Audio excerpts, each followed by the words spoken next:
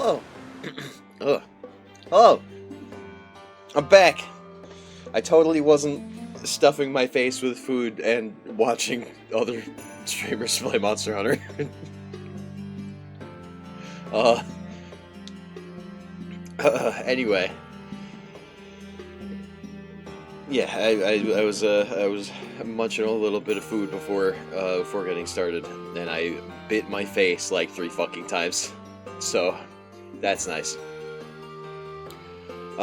Today is Mythos Monday. We're going to be reading the second half of the chapter that we read last week. It shouldn't be too long, I think. But it should be pretty exciting for as short as it may end up being. So that'll be fucking cool. Crib, congratulations on getting it first. Clay, thank you for checking in. Good to see you. Good to see you. Let me think. When last we left off, Saber was dying, and we went for a walk, and then we got kidnapped by Elia, and then Saberine and Archer all came to save us, and Archer stayed behind because Elia knew that we were there, so we got ambushed. And then the 3 of us made our escape into the woods, and we have to transplant our magic circuits into Saber so that she doesn't die and can use her noble phantasm to obliterate Berserker. And that's pretty much where we left off last week. It really implied Archer died off screen. That didn't happen, right? Well, I guess we're about to find out. No spoilers.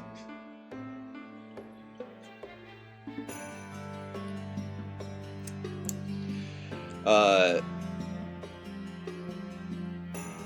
else was I going to talk about? Oh, yes, the schedule for this week. I don't have a schedule up just yet. I have, like, most of a schedule formed, but I also am receiving shipping notifications for my next batch of V-cards. I got 2 more boxes on the way. Hopefully they'll be arriving this week, and I'm going to want to open them as soon as they come in, so I'm holding off on scheduling a stream until I know when to really expect them. But I also do want to play more Monster Hunter this week because I keep thinking about it. So I don't know. Streams might be a little more sporadic this week. I might just play it by ear. I might kind of throw in an hour or 2 here or there when I can. I don't know. I might go crazy. I might just fucking lose it. Who's to say? But yeah, that's the only real reason that I haven't posted the schedule yet, is because I don't want to.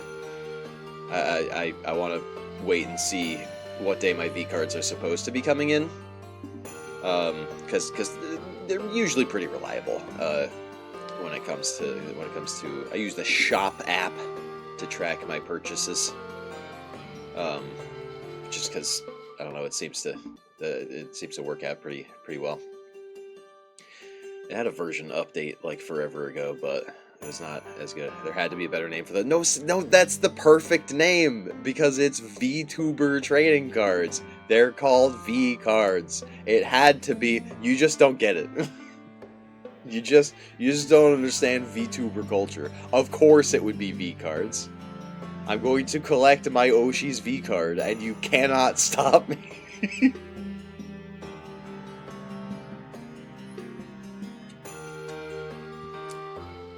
Anyway.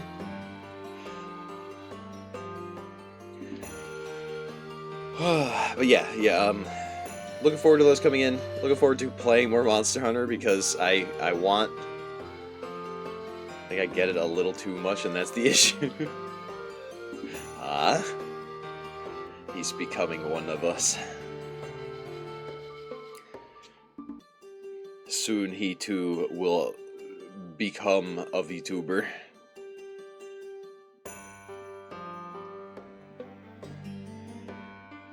Yeah, but that's on the docket. We've got obviously Fate Stay Night tonight. We've got more Elden Ring, Build Your Oshi. And then we got some more Monster Hunter. That's what I want to get done this week. In addition to V-Cards, if they arrive sometime this week. I gotta blow my nose.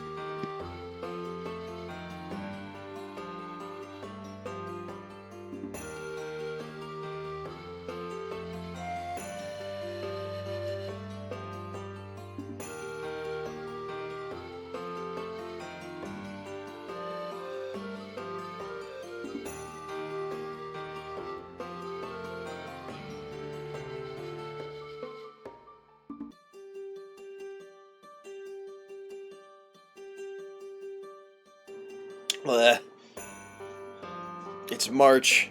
I thought it would stop being cold and sniffly by now. Fuck. I still got like 3 more weeks until spring, dude. It sucks. And in spring, it's probably going to be even worse because I got allergies. I'm allergic to pollen. And grass. Fresh cut grass and fallen leaves. Every season sucks ass except for winter. But I'm still sniffly in winter because it's cold. Life is suffering. Anyway, that's enough of that.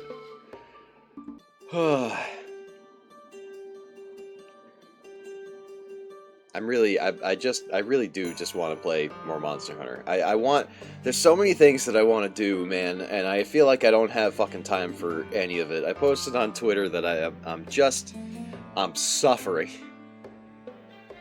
I posted on Twitter like sometime last night that I can't do all the things I want to do because those days I took off, like Wednesday, Thursday last week, I tried so desperately to do like some writing or some voiceover or something, and I didn't get fucking anything done.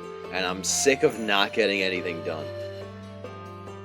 It's like I have exactly enough time to stream and go to work and sleep, and that's it. And I can't sacrifice even one of those things. 2D women could fix me. I have yet to meet a 2D woman who did fix me, so there is that. I've yet to meet a 2D woman. Actually, I don't know how real that is. I have met VTubers in real. Does that count? Still in the rank, people complaining about Mon Story walk and talks are the biggest babies imaginable. It's just getting better and better. That's good to hear. That's good to hear. Also, what up, Chewie? We are not playing Monster Hunter today, even though I am definitely thinking about it. Sick with the flu? Oh, fuck, man, that sucks ass. I'm sorry, I don't mean to be vulgar. That's brutal. Tis the season. Still, somehow, tis the season. I thought we left being sick in February. Yeah, dude, it sucks. Like, that's the kind of, like, if it's a cold, okay, maybe I'm out for, like, a day. If it's, like, the flu, that's, like, a week gone. A week of being in bed, doing nothing. It's the worst. Being sick as a kid is totally fine, because you basically get over it same day. Being sick as an adult is just pain. It's pain for a whole week. And most of the time, you still gotta go to work. It's actually the worst.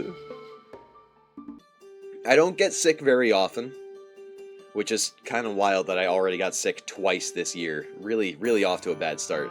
But, like, whenever I do get sick, I'm fucking down for the count, bro. Especially the last couple of times that I've gotten sick.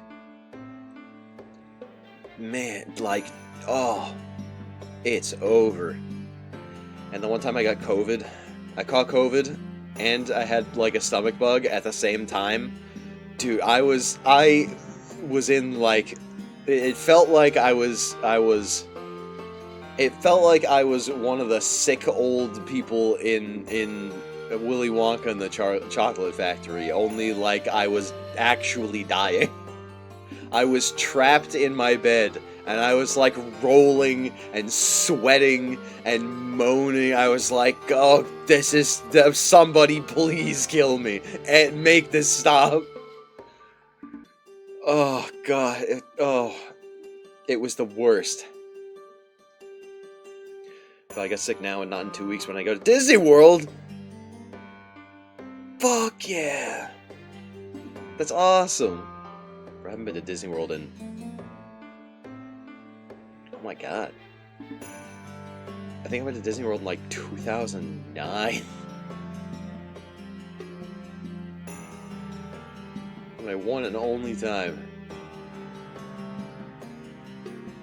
And I was like a little bit too old to like I appreciated it, but I'm gonna steal. Oh, fuck, it entered too soon. Caught him. Got guards, take him away. Arrest him. Gonna steal Minnie from Mickey. That's funny that you say that, because my mom tried to do exactly the opposite. My mom's a huge Mickey Mouse fan. She has been her whole life. And I remember her joking about that when she took us when we were little. But yeah, me being the oldest of my brothers, I think I was like 14-ish at the time when we finally went to Disney World for the first time. Because I'm the oldest of my brothers. My other brothers were younger, so it was like a little more exciting for them, because they were very much still into like Disney and stuff. And I was into Disney, but I was definitely like at the point in my life where I was like, yeah, it's just a bunch of guys in costumes, and this is a theme park, and it's like I was still totally sold on like, it's Disney World, this is like the place. But I was definitely, if I could have gone like a year or two earlier, I feel like I would have felt the magic a little bit more, you know? Not to say I was completely cynical while I was there, but costume. Oh shit. No. They're totally. I shook hands with King Mickey, and he definitely was made of flesh, just like me. Am I gonna team up and make the dreams into memes? Hell yeah. Michael Mouse. Michael T. Rat. But yeah, another fun fact. When I went to Disney World, I was one of the last few people to ride the old version of Space Mountain, because shortly after our trip to Disney World, they closed it down to remodel like the whole ride. I don't know if it's even still, I don't know if Space Mountain still exists even. It's been there's so many new things in Disney World with all the fucking, you mean Space Mountain isn't the same anymore? It's not the same as it was like in the 90s, basically. They changed, I don't know specifically what they changed, but like it was, They closed it down for some major remodel or refurbish or something.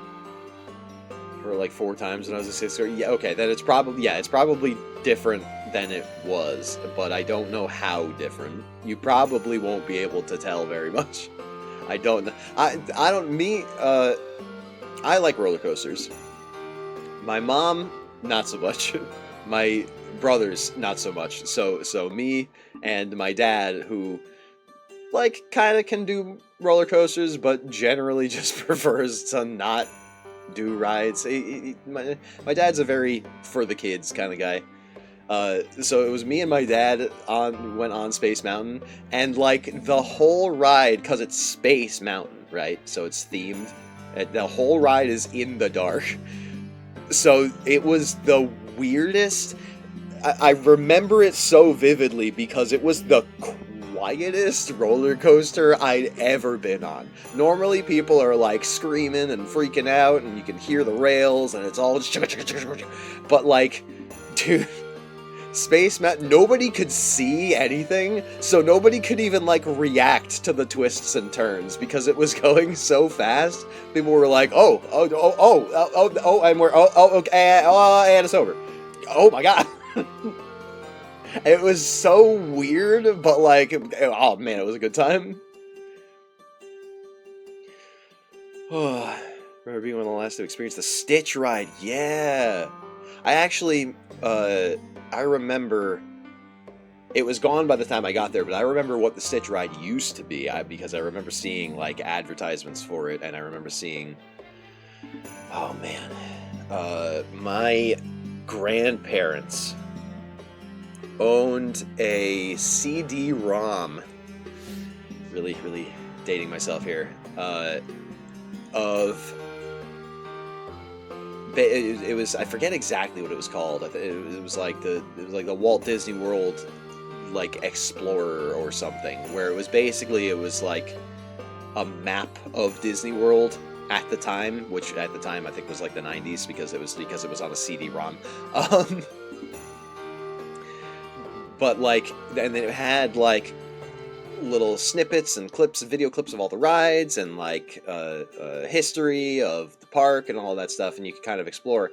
And the attraction that eventually became Stitch's Great Escape, and then eventually shut down because nobody likes Stitch's Great Escape, was called Extraterrestrial Alien Encounter.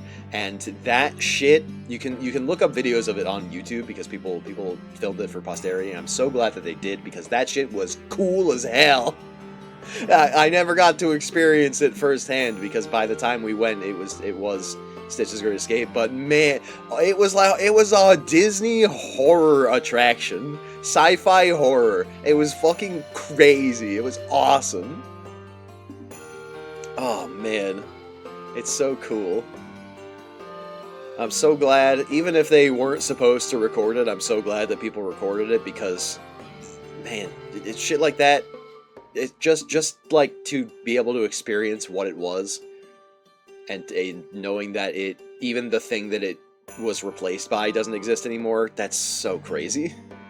I fucking love that. Love wooden coasters that try to break my neck. I'm also a big fan of wooden coasters. I think I've been more wooden coasters than like steel coasters. Although I have gone on 1 or 2 that do steel coasters that like loop-de-loop and all that shit. Either I just failed my quest. Also, I've never been to Disneyland. Also, Mickey Mouse is in a costume. Mickey Mouse is in a costume of a man that's in a costume of a mouse. Okay, you know what? That makes a lot more sense, actually. And what was your quest? Were you playing Monster Hunter? I wish I was playing Monster Hunter right now. I could be playing Monster Hunter right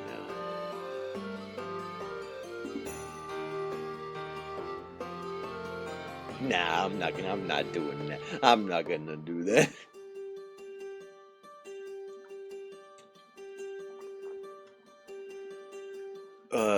Zappy dude with wings. I know the one. I don't know his name, but I remember him from the beta.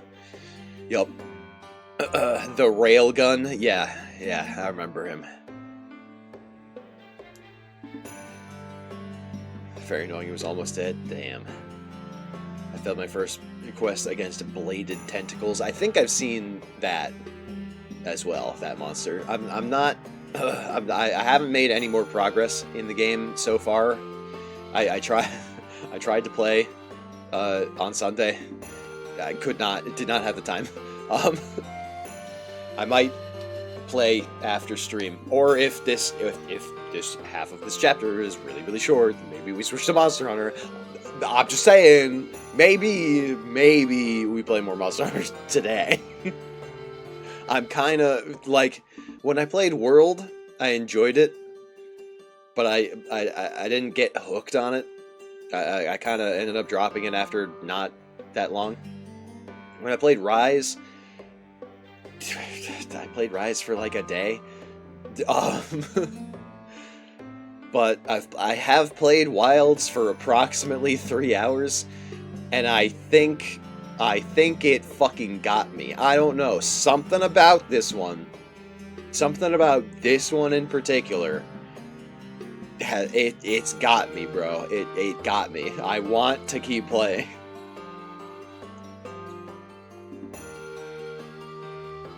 Which is a shame, because I really like Luna Garon, and I've never fought it. I never made it that far. That's from the fucking Iceborne DLC. Never played it. Was it Iceborne, or was it the other one? No, Luna Garon's not an Iceborne, but he is like ice themed. Luna Garon was in the Rise DLC. What was that called? Sunbreak? I think it was Sunbreak. Yeah.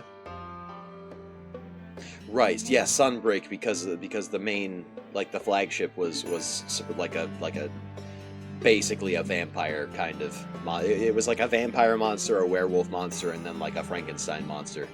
It was a big gorilla. I remember that was like the gimmick, I guess. Did I prefer World to Rise? I think a lot of people did. World kind of was the true sequel, and Rise was like more of a spin-off, I think was kind of the consensus. I don't know.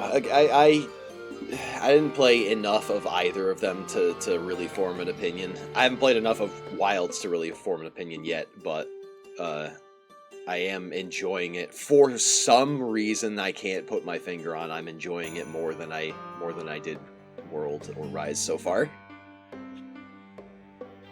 And maybe it's because it's a little bit easier. Maybe it's because the monsters go down in like 15 minutes instead of 45 minutes. Or maybe I just got better. Maybe I just became a better gamer. Who's to say? Anyway, that's enough of that. We're not playing Monster Hunter today, unless... Today, we're playing more Fate Stay Night. Wow, this is more story heavy so far. Yeah, it definitely feels that way. And maybe that's what's selling me on it. Maybe it's like, okay, everything feels a little more cohesive, so I can kind of keep up with what I'm supposed to do. Because previous times I played Monster Hunters, I played Rise, I played Worlds, I've played whichever one was on the 3DS. And I think that was my first Monster Hunter. My first exposure to Monster Hunter was Monster Hunter Try, I think, on the fucking Wii. But I never played it, I was just like aware of it. And I think the first Monster Hunter I played was for a generation. Yeah, it might have been Generations. I don't remember exactly. I was in high school at the time. Crim, you probably played. We probably played it together at least once. I remember not liking it, but that's probably because it was on a fucking handheld device.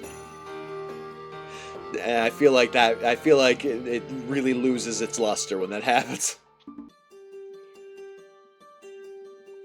When you scale down a game to fit in your hands, it don't hold up as good. Anyway. I'm over here now.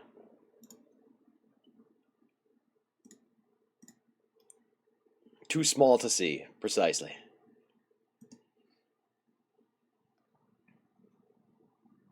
Oh, hold on. I think... Yeah, it was set to capture a specific window. Okay, hold on. Hold on. Hold on. Hold on. There we go. Alright. Now, like I said, when last we left off,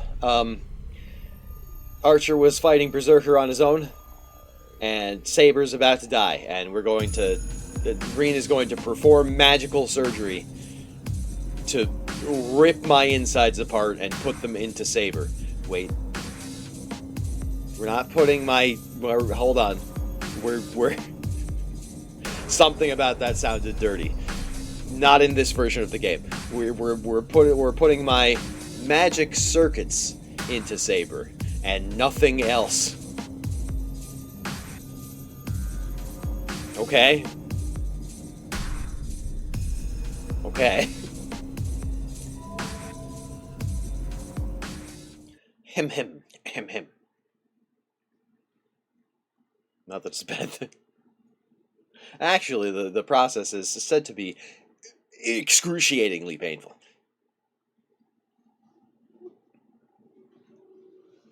I guess Tosaka is going to prepare us for the transplant.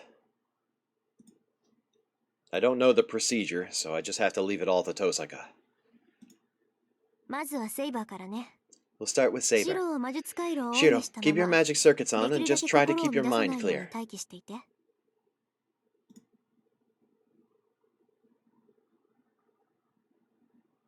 I close my eyes and switch over the artificial nerve in my body. Thanks to Tosaka's instruction, I've been able to turn my circuits on and off effortlessly.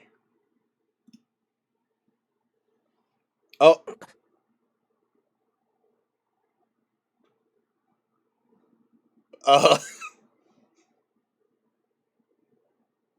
It's okay, they're not naked.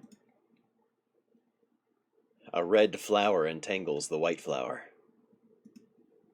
Tosaka climbs up to straddle Saber, who lies still. Then she begins to run her fingers freely along the curves of Saber's slender form.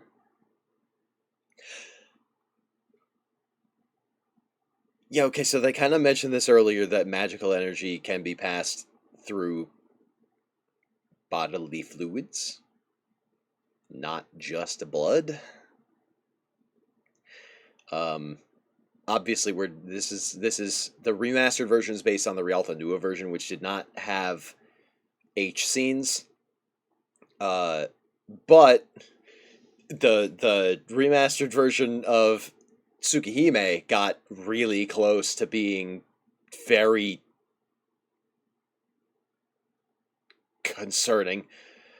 So we're probably going to get hardcore edged. Anyway. Tosaka, what are you doing to Saber? What do you mean? I'm doing this to help Saber relax. We won't have as good a chance of success if Saber can't relax. Oh, is that what you're doing? Okay. Oh. Okay. Sorry. Continue.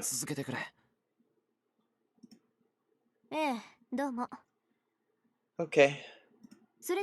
Now, let's get your clothes off, Saber. Huh? Quit reacting to everything I do. We just need to take some of her clothes off. Transplanting magic circuits is a mingling of body and mind. We need to make sure you make as much contact with as little obstruction as possible. Ah. Tosaka is completely calm about this. Saber and I are the only two who are flustered about this, as Tosaka begins undoing Saber's collar. Please wait, Rin. I can at least do that. You can hardly lift your arm, so quit trying to act tough. Unless, Emiya, do you want to take Saber's clothes off since you're her master? Fucking smug expression.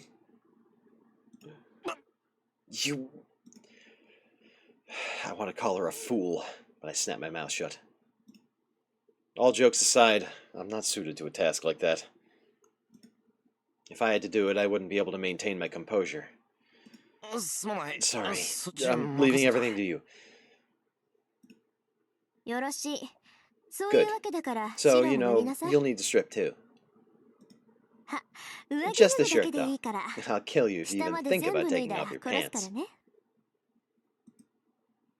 I can't tell if she's joking or being serious. It seems like I need to strip to connect with Saber, though. Shiro, if I may ask, please turn away for a moment. Oh, got it. Tell me when you're ready.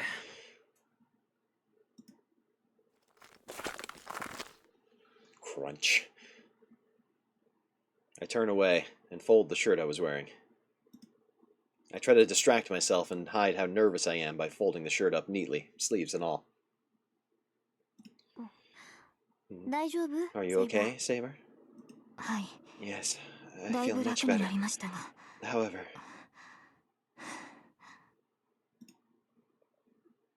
I need to calm down. I try to get my fear under control as I find myself dreading how painful and difficult the magic circuit transplant will be, and how it might fail. This is just a step along the path. I should be more worried about the fight with Berserker that comes after this. You can turn around, Shiro. Okay.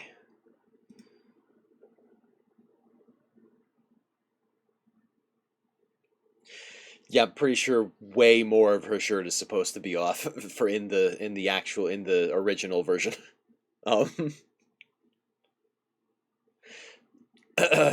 Yeah.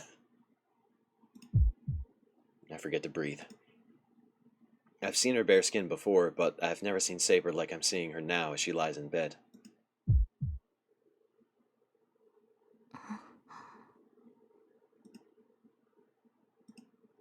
It must be all this tension in the air. It's not just me. Saber is acting weird too. She acted normal when I saw her bare skin before. Over here, Shiro. Get up here and get on top of Saber. It's like someone else is controlling my body. I'm walking towards the bed, but it doesn't seem real to me. Saber, I'll handle things until the sympathizing step. I'll have you take over after that, but make sure not to take too much. The less you take, the less the burden on Shiro will be. Understood. Please go ahead, Rin. I have no idea what they're saying. Right now, it's all I can do to breathe. We get even closer. We're so close, our skin is almost touching. I feel Saber's weak breath on me. I support my weight on my hands, my body so close to hers.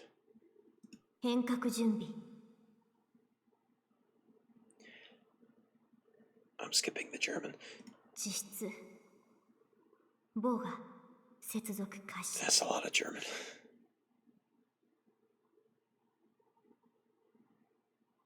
I'll give it my best shot. Auftrag wird ersetzt. Das dritte Element wird als das erste gekennzeichnet. Das Fleisch geht einmal zum Teil des Sternes zurück. That almost hurt to say out loud. I don't know what any of those words mean, except maybe element, because that's an English one. What's the fucking Gilgamesh? What's that thing that Yuzu says when she's casting a spell? It's in Spanish. You know the one, I'm sure. If anybody here knows, I'm sure it would be you. You know what I'm talking about.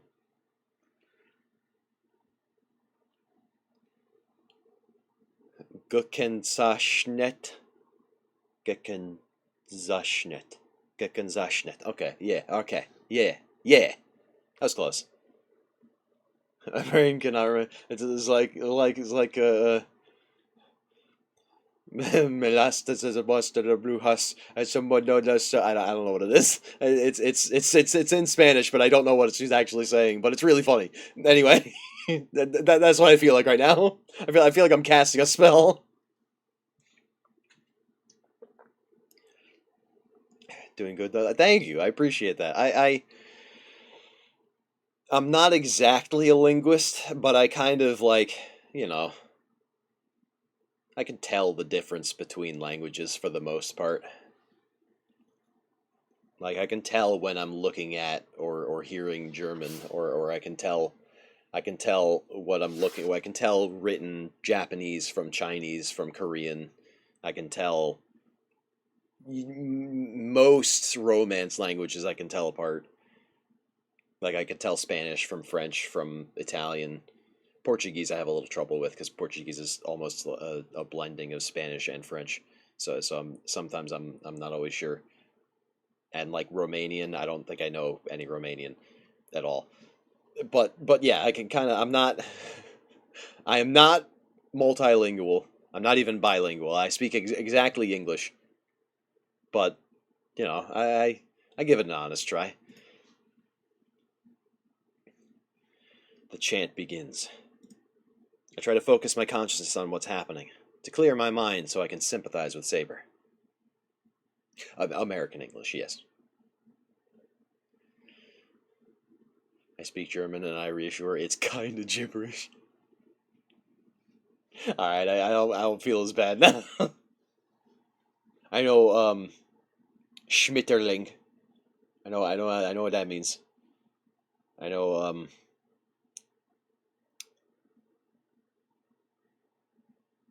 that might be it. That might be the only German I know. 小さく小さく小さく小さく Okay, well in the Japanese it sounded like she just said the same word 4 times.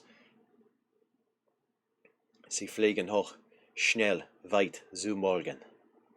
円環航路 Nee, 開 zurück 始 schauen. Gargen, Bergen, Garbenbarts. What? What does that mean?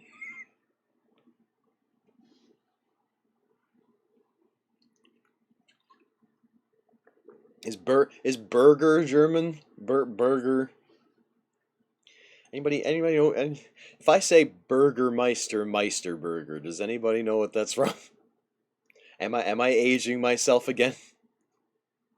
Nothing. It's a meme. Ah, okay. Yes. Yeah. Nice. Nice. Uh, anyway, I only see Saber's face. She's already in a meditative state. I can't keep my eyes open forever. I reluctantly close my eyes. Flashbang.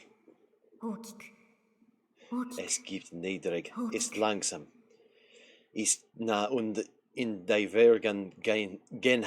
愛路行動 Nei vorher Minzug betrachten.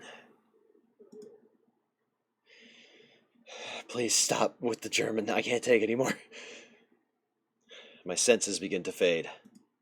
It's the same floating sensation as when I create my magic circuit every night.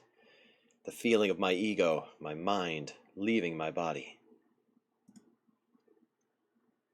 This time, though, it's running in reverse. Normally, I feel that sensation coming from my back. Right now, my consciousness is escaping from my chest. The 5 senses are functions associated with the physical body. The moment my consciousness leaves my body, I lose my sense of hearing. But my ears are more sensitive to Saber's breathing. Her slow, steady breathing begins to speed up. I hear the heart pounding in my chest. Blood rushes through my veins. I leave the vessel known as Shiro Emiya and slide into her body.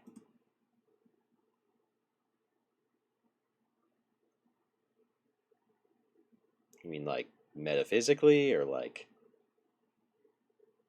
physically?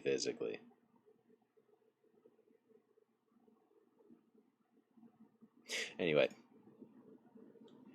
My consciousness sinks deeper into her. Oh, okay, so metaphysically. My self swirls and converges, invading her as a solid crystal. Pulsing, hot breath. Our hearts, not our bodies, touch. シロ、 Her voice rings out like a bell, and in response, my essence escapes my physical body.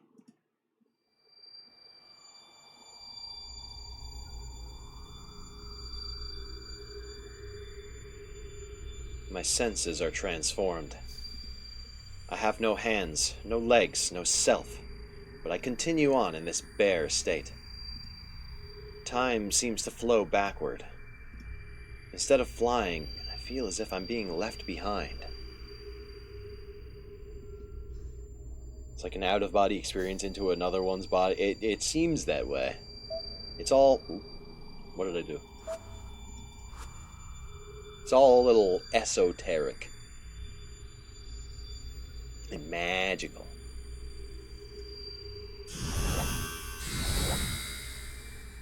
I accelerate. The body, persona, order, law. I become an arrow, shattering every barrier around me, destroying the boundaries that separate one person from another. Sparks race along the circuit. I freeze in the ecstasy of reaching the speed of light. He's passing through the AT field. Oh! He's naked. They say a person's life flashes by in a single instant. The flashbacks are cruel. Every instant passes by in the blink of an eye. I can't look at it directly, so I find myself going emotionally numb. Look at what... This is crazy. This is a visual novel, reminder. Nasu just fucking does it different.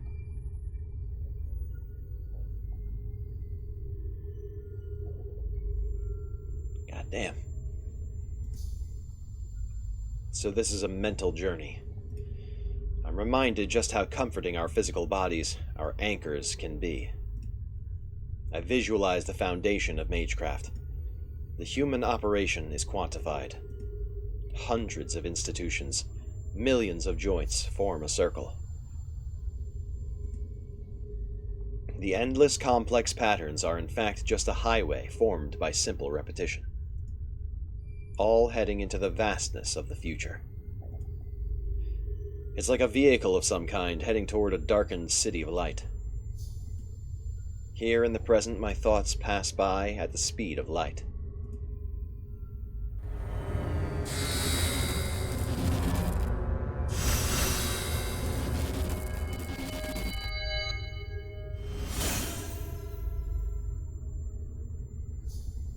Eternity passes in an instant. I pass through the last boundary. I break through, and I am inside her. I see a glimpse of Artoria's magic circuits, not my own.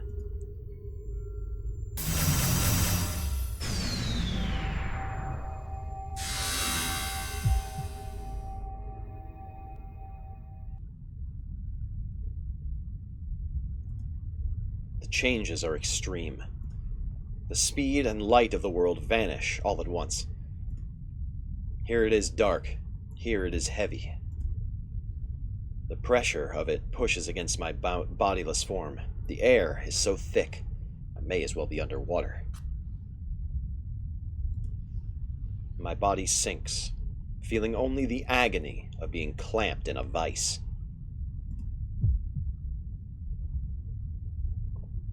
The path is deep, and I can't see the bottom. I feel myself falling through the thick twilight, plummeting deeper into an even denser darkness. It seems impossible that, just a moment ago, I traveled 10,000 miles in the blink of an eye. Now, even going a single mile seems like it would be an arduous, eternal journey. I feel neither light nor hope. Are these really Saber's magic circuits? They're completely different from mine. The shape of the circuits, the number of pathways, all that differs from person to person. But this is unlike anything else. This isn't a matter of scale or ability. Saber's magic circuits are fundamentally different than a mage's.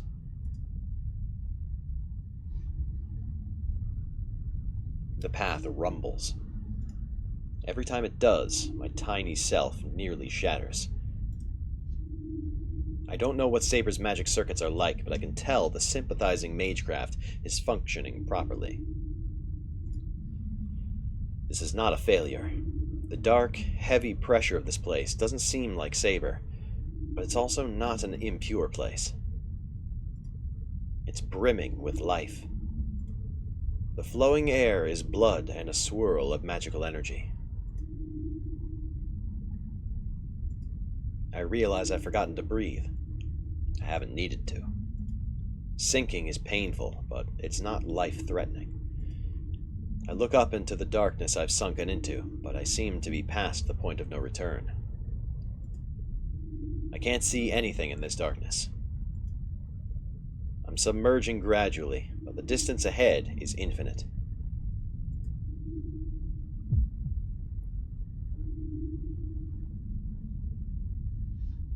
The air grows even heavier. My rate of descent slows yet again. I squint into the darkness.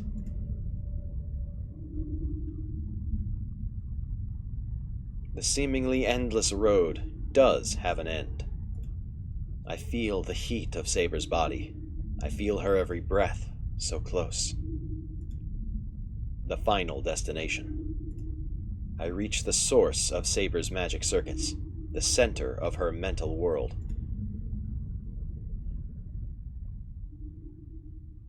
But what I see is beyond my capacity to understand. It's the core of a star. I've reached the embodiment of some impossible scorching heat, breathing from the depths of the earth.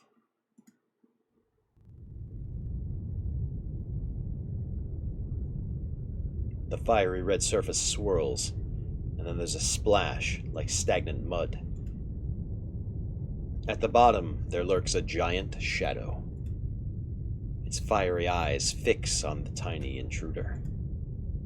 Whether its master gave the intruder permission to enter or not, it is still a foreign invader. In the face of this core, my own consciousness is barely a mote of dust to disturb its function, or a piece of wood to feed its fire. I gulp, even though I have no throat to swallow with. I take in the entire scene. These are Saber's magic circuits. A heart beyond anything human, so different from ours, which we imagine as lines and circuits. This is a reactor core. If a mage's body is a machine for creating magical energy, then what I am seeing now is an entire factory.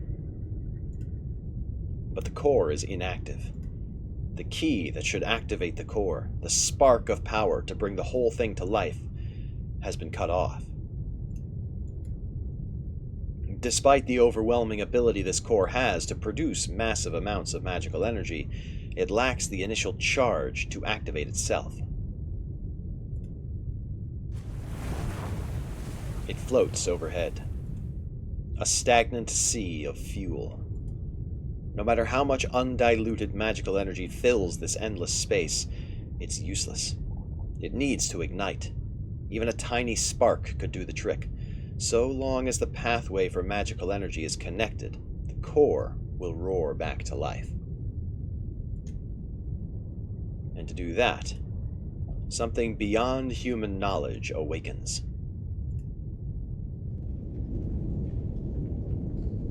Pathways running over the lake of magical energy begin to swirl. Red air explodes upwards in a raging pillar. Is this what it's like to stand in a thundercloud?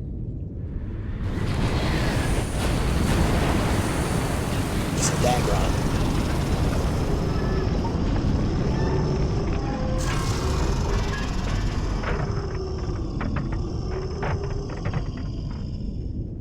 So intense is the roar of the raging waves that I don't even properly hear it. Visual novel, by the way. In the same way something too massive can't be properly seen, the roar is its own kind of silence to me. What appears at the heart of that blazing core is the embodiment of every threat mankind carries in their hearts.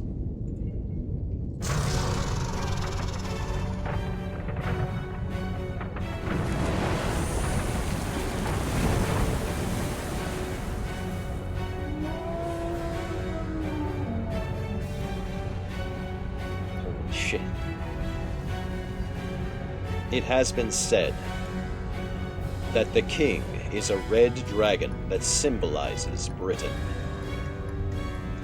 Phantasmal blood runs in their human veins, the child of a sacred star.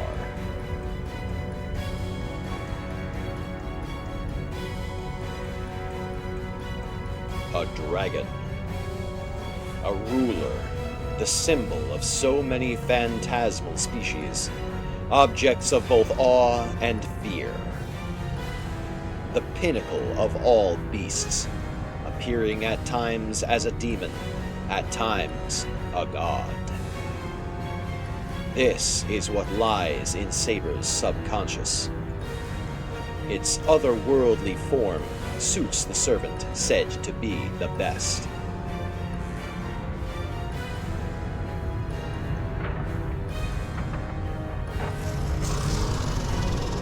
The cauldron opens. Vicious fangs are all I see. There can be no resistance. Humans which pale to insignificance before this could never defend against it. No human intelligence could ever conceive of a way to escape. Oh. It must be famished. It devours its prey, which would normally seem as inconsequential as motes of dust, with its bloodshot eyes. And I am at a complete loss for words. I wonder, why do we not eat living meals? It's obvious. We cannot bear to see our food alive. We prefer fresh food, but rarely do we eat anything alive, because we feel it's cruel for our food to suffer. In other words, killing the meat we consume before we eat it is our way of preserving its dignity. A scream of rage tears its way from my throat. I forget who I am and roar like a beast. I try to appeal to the beast. The hatred builds within me. My only resistance is bearing my emotions. I beg for mercy like a crucified sinner as I'm ground to meal.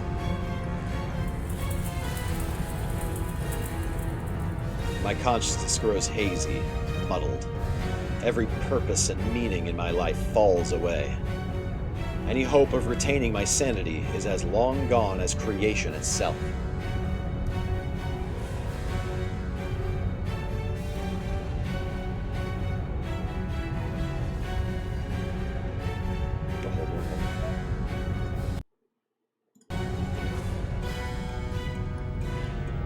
The pain, the pressure, they're far, far too much. And then, when I came to see it only as a monster,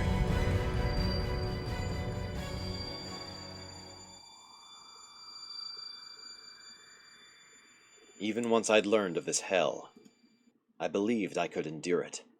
The image of Saber, her head hanging low, comes back to me. I recall the meaning of this pain. That meaning drives me forward. It is a literal, painful reminder of what I came here to do. I draw in a deep breath and let go of my resistance. It's not the dragon's fangs I should be fighting, but the pain twisting through me. I'm not here to run from the pain. I'm here to save her pain, to live up to the trust she's placed in me, time and time again. And so, I'm here to give her the best thing that I, who has no hope of fighting, can give. The pain is indescribable. I can't reach out to my ground-down consciousness. I hone my awareness like a blade, silently, as if I were asleep. Here, eternity is but an instant. As long as I can endure this pain, even for an instant, my consciousness will remain. All right, then. I won't let myself feel an ounce of fear. I shall dedicate this pain to you, who will be the one to fight.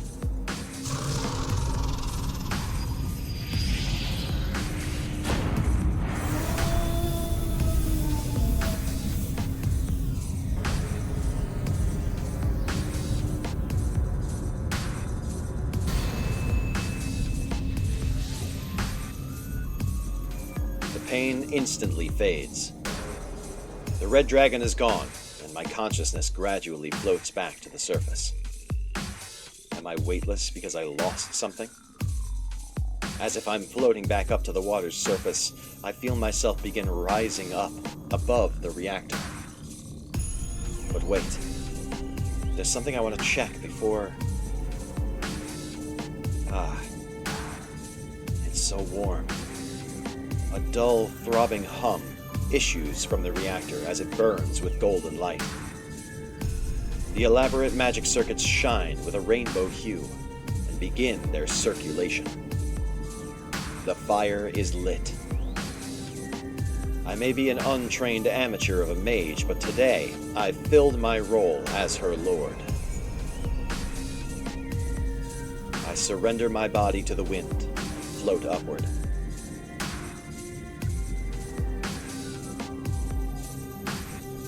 I catch a glimpse of a distant memory. A figure holding a sword, and a figure standing in a grassy field as it dances in the wind. Which one did I find reminiscent?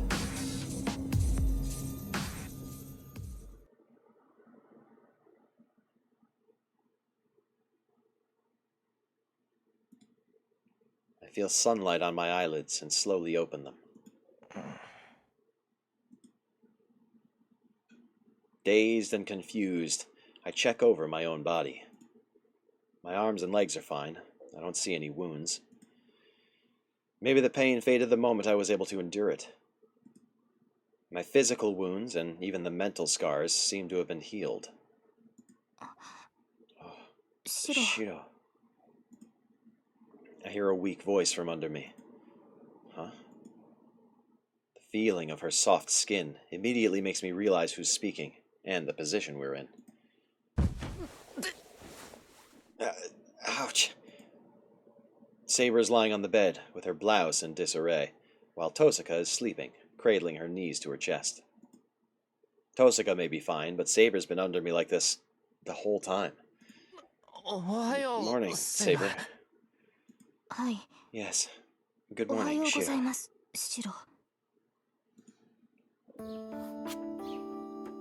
We exchange awkward pleasantries. Saber slowly gets up and rearranges her blouse. Crap. I'm so embarrassed we can't look each other in the eye. You can already get up, Saber? Yes. I can receive your supply of magical energy now. She seems to be back to her normal self. When I carried her here last night, she was so weak. It seems she might disappear at any moment. But that weakness is gone now. I see. That's a relief. So the magic circuit transplant worked. Yes. So, would you please put your clothes on, Shiro? I do not know why, but it is difficult speaking to you this way.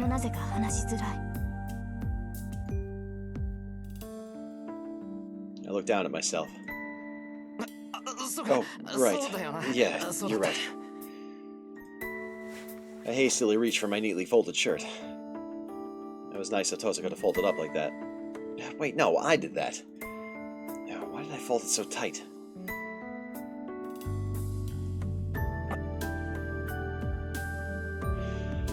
Alright, we got ads.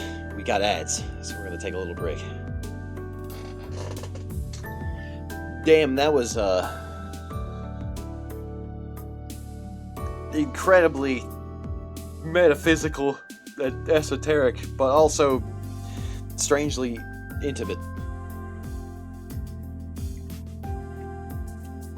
Seeing into Saber's very being like that.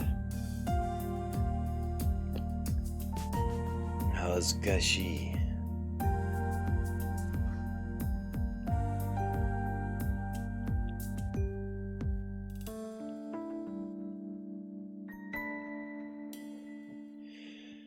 Boy, I sure am glad I snoozed ads one time.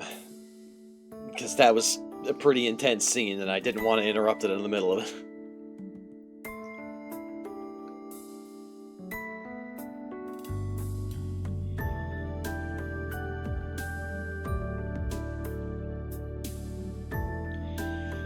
Well, ladies and gentlemen, it seems we've survived the transplant.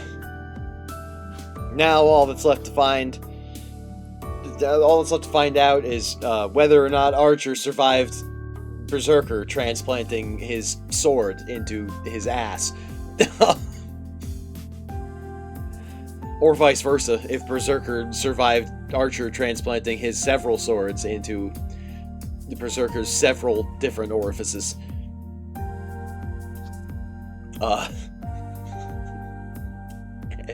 Anyway, one more minute of ads, and then we'll get back to it. When you put it that way, that's not what I meant. That's not what I meant. That's not what I meant. That's not what I meant. It was just a joke. I'm sure he's fine. Plot armor and all that. I mean, Berserker's also technically got plot armor. Do we know about that yet? I don't think we do. Jesus, those stats.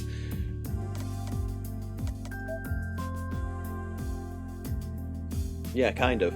Immortality that was gained from God's blessing, curse. Turns the body into sturdy armor, nullifies all attacks ranked B or lower. Okay.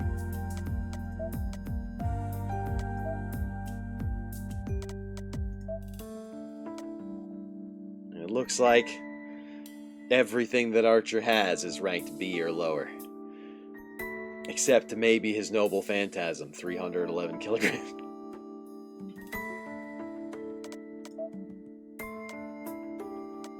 ...253 centimeters, 311 kilograms.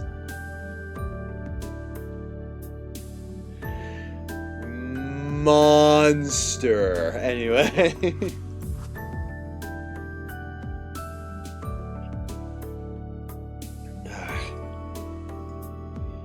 I vividly recall last night's ritual. I connected with Saber, and Tosaka transplanted my magic circuits deep within Saber. Saber looks like she's back to normal, but what happened to me? Tosaka warned that my body and mind may not be able to handle the loss of magic circuits, but I don't feel much damage, nor any huge sense of loss. I was a little scared, but I checked on my magic circuits myself. The idea of seeing for myself just how much I've lost is terrifying, but we're heading into battle against Berserker. I need to understand my own condition. I don't know how to explain it. The overall function of my magic circuits feels sluggish, but there doesn't seem to be any obvious damage. I was chewed to pieces, but my magic circuits are still intact. It looks like I'll still be able to do my strengthening magecraft. I see. So that means... I assume the magic circuits I rarely use were the ones Tosaka took. I only activate about 1 to 4 circuits when I do strengthening. Since I can't do large-scale magecraft anyway, I've never fully activated all my circuits. So she transplanted the circuits I don't use onto Saber. I close my eyes to assess my situation. It seems this won't affect my strengthening magecraft, but the sluggishness, like I'm wading through water, is because my capacity for magecraft has decreased. In exchange, though, I feel that I'm connected to something important deep inside myself. I can't tell exactly where it's coming from, but there's a faint line that connects me and Saber. I've gained something truly important in exchange for my lost circuits. I must apologize, Shiro. Saber speaks up from somewhere behind me. I did my best to take as few of your circuits as possible. But even that bare minimum was too much to take from any one person. I have left a scar on you that will never fade, and I cannot apologize enough for that.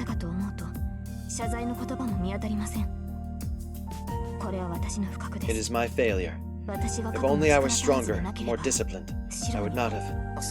That's not true. You have nothing to apologize for, Saber.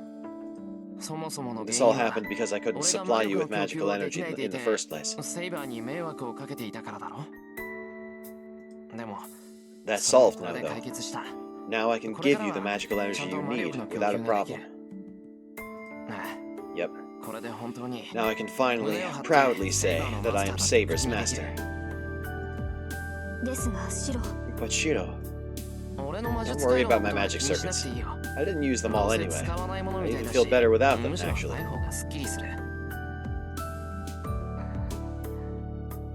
Now you're just being nice. Saber's expression remains clouded. Crap, I never know what to say at times like this. Saber's recovered, and I survived even after the loss of some of my magic circuits.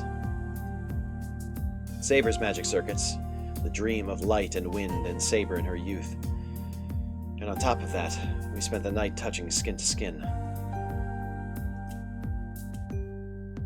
Calm down, calm down. That ritual was for survival. I need to calm my mind. If I don't focus, I could mess up during battle.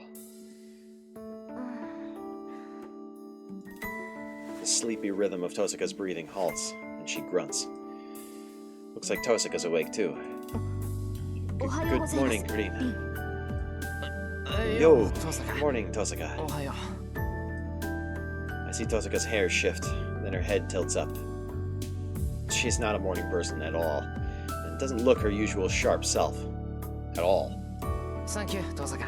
Thanks, Tosaka. It worked. Hi. Yes. He is able to supply me with magical energy now. But in exchange, Shiro has... No, I only lost about 30%. So don't worry. I can make do with what I still have. 30%? I did everything I could to minimize what I took, but I still took 30%. I cannot believe my own greed. Greedy, you say? I know you were hungry, but I wish you'd had a little better manners. Look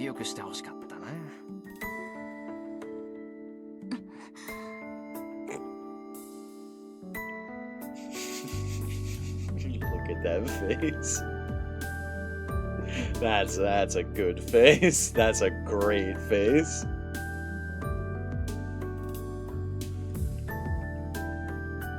Tosaka joining us helps dispel the awkwardness between Saber and me. Now we're back to normal.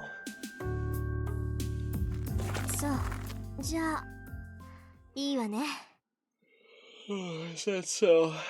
Then, let's get going. That was a well-timed yawn. I'm almost like an actor. Tosaka yawns and gets to her feet. See? It's like I did it on purpose. And that's what we'll tell everyone.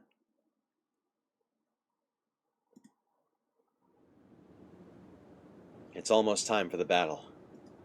Somewhere in that forest, Berserker and Eliasville await. If we don't defeat that hurricane of death, everything we did last night was for nothing. The connection that was created between me and Saber, deep in our hearts. To protect what we created, we'll have to defeat the most powerful enemy of all.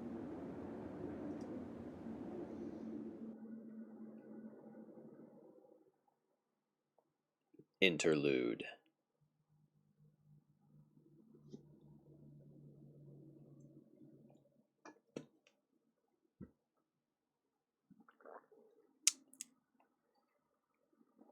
their battle comes to an end. The two fought fiercely, and it ended with the disappearance of the Red Knight. Now a shadow of its former glory, the reception room is in ruins. The floors are cracked and broken. Many of its walls have been knocked down. The stairs have collapsed, and broken marble is scattered across the floor. There is hardly a trace of the reception room's original form. Some might even say that time itself has been stolen from this space. After such vast destruction, the scene bears no resemblance to what it was just 2 hours ago. A sculpture well suited to such destruction stands in the middle of it all. Maybe plot armor can't block 311 kilograms of brute force. Real. Minor spoilers, but I'm pretty sure in every route, they have a really hard time dealing with Berserker. Because he's just fucking insane.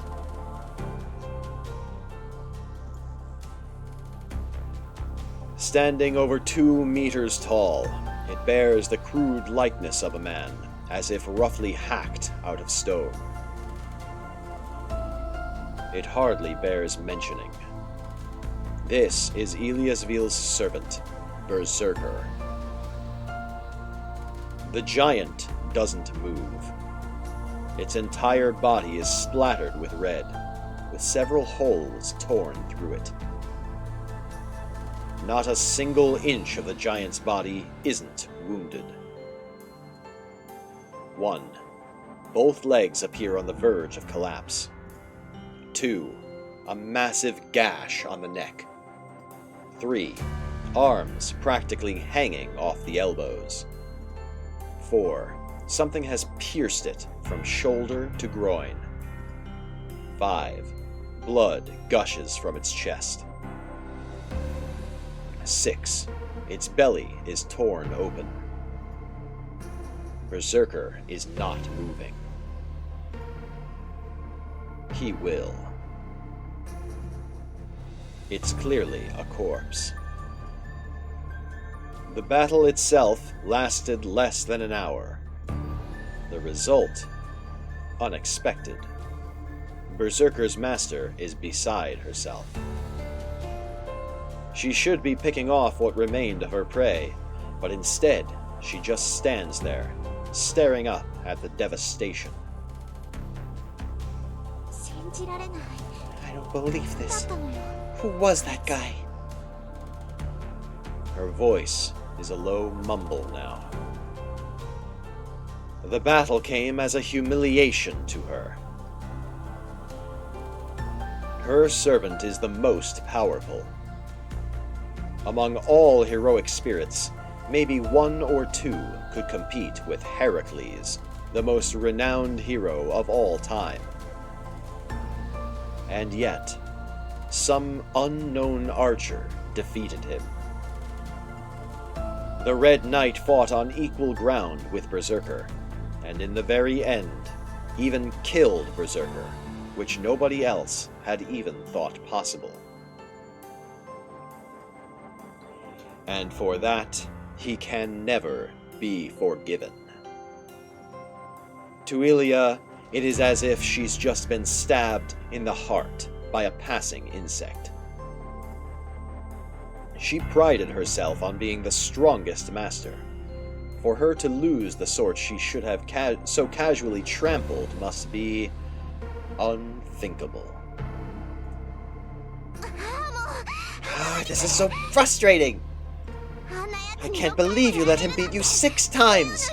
You weren't going easy on him, were you, Berserker? The statue doesn't answer. It has neither the time nor the need to do so. Berserker stands still, focusing on healing himself. Even for him, this was an unusual battle. His noble phantasm nullifies any attack. So long as the attack is not of the highest possible class, it won't so much as scratch him. As such, he rarely sustains any wound. In his own time, none could harm him after he attained greatness. But here, now, he's been hurt 6 times. Archer delivered 6 fatal blows. Each of his attacks was of a different sort. That is because even the strongest attacks won't work twice on Berserker. Strange as this battle was, the most truly bizarre part was, if Archer was a hero with so many different abilities, his identity should have been obvious. But even after his body was pulverized, Archer's identity remained a mystery. What was really surprising was how he carried himself in a way that seemed contradictory as a servant.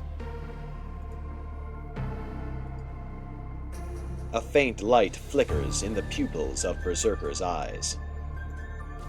Were Berserker a normal, rational servant, he would probably feel pretty bad about how this battle went. Whatever his identity might have been, Archer was a rare and formidable adversary. If only Berserker's sanity hadn't been taken away from him, he would have fought to his heart's content, and maybe even enjoyed himself. I won't forgive them. I'll never forgive them. How dare they insult me like this? Ilya's voice echoes in the shattered hall. Whatever tiny embers of rationality might have been returning to him are immediately snuffed out by her voice. He is just Berserker now. His role is to overwhelm and annihilate his master's enemies. Have you healed, Berserker? Berserker does not need to answer. So long as the wound doesn't kill him, he'll heal in moments. But to completely recover from this would take as much as 3 days.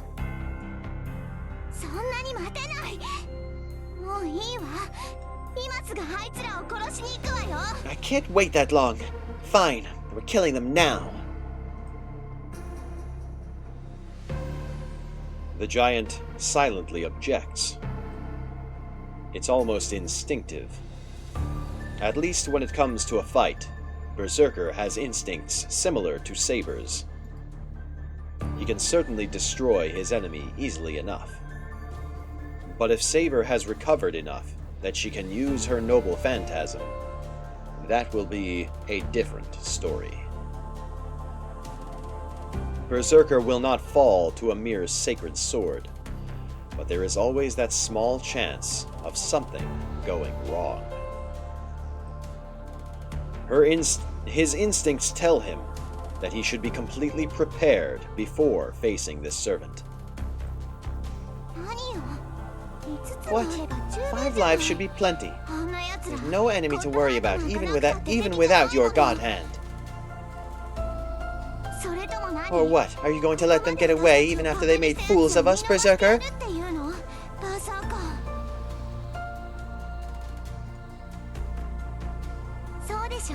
That's what you're saying. Nobody's going to escape my forest. Yep, I'm leaving Rin and Saber to you. You can kill them, toy with them, whatever you want.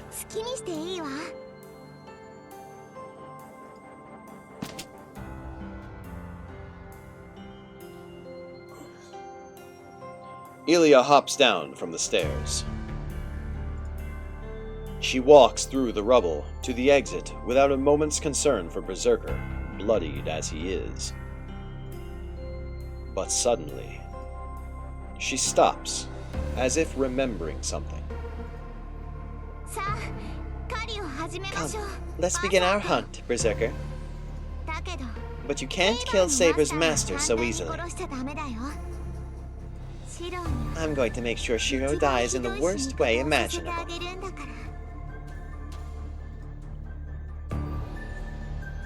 Ilya heads out of the castle, giggling happily. The sun is about to rise. Ilya knows the forest like the back of her hand. She won't have any trouble finding her prey, even if they try to hide. Her targets may have only minutes to live.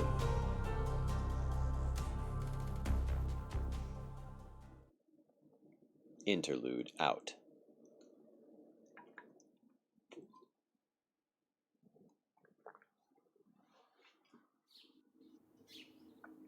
And I don't know why, but I'm forced out of the ruins. Tosuka kicks me out, saying that girls have to make some adjustments and changing and stuff like that. What is she talking about? Men have things too, you know. I lean against the wall as I grumble. I guess I sound like a sore loser, and that's exactly it.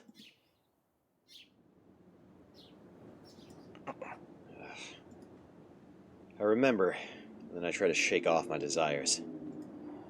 I can't think about that right now. If I keep lingering on my memories with Saber, I'm a dead man. More than anything, it would be rude to Saber. I made contact with Saber to save her. I shouldn't have any other feelings for Saber. What a crock.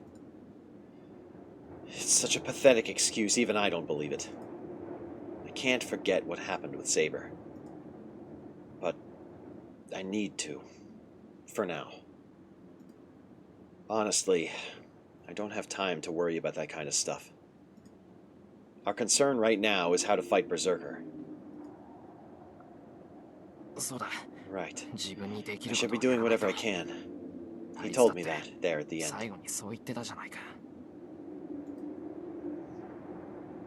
I think back to Archer. I never warmed up to him, but every word he said stuck with me.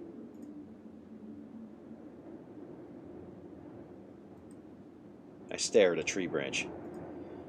There's only so much I can do. I may not be much help, but I'm going to do whatever I can as best I can. For starters, I snap off a nearby tree branch. And then I try to find some other straight branches. Shiro, we're done. Come back inside. Tosuka's voice reaches me in my search. I head back to the ruins, carrying the branches I collected. Well, the only other problem is whether I can act anything approaching normal around Saber after looking into her heart, however briefly.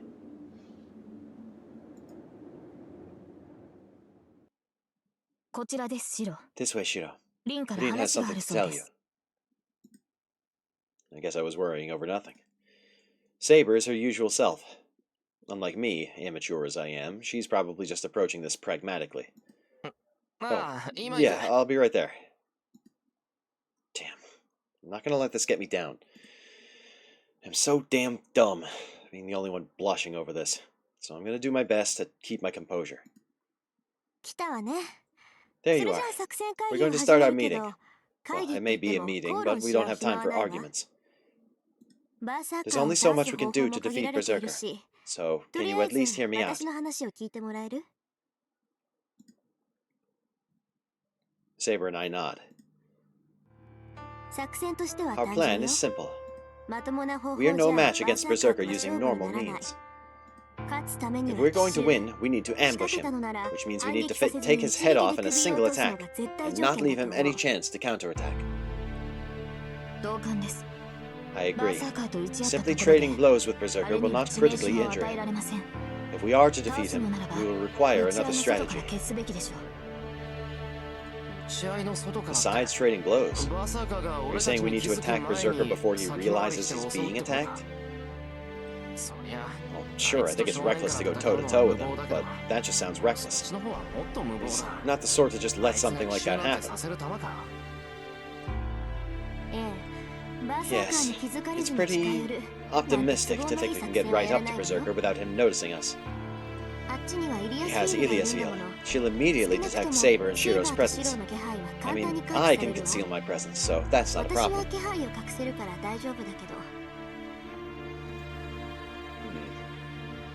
I don't understand the logic, but I get the sense Ilia can detect me and Saber. And if Tosaka's the only one who can conceal herself...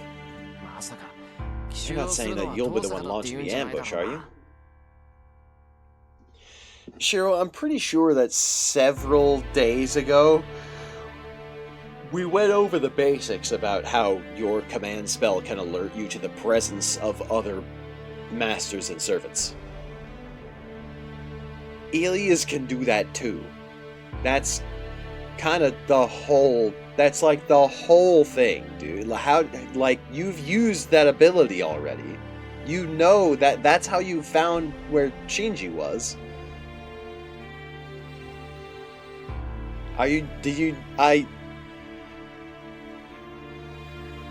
Shiro just ain't got no brain to speak of.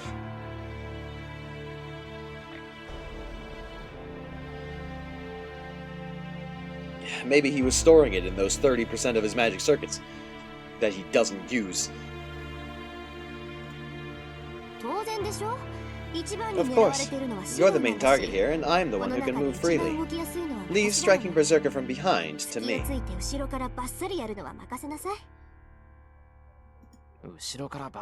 make it sound so easy, but you sure as hell know it won't be. Maybe he did. I'm pretty convinced. Of course not. That's why I'm going to have Saber create an opening for me. Saber, how much have you recovered? Or maybe his blood focused on another part of his body for too long? Ain't no way. He's thinking with his small head.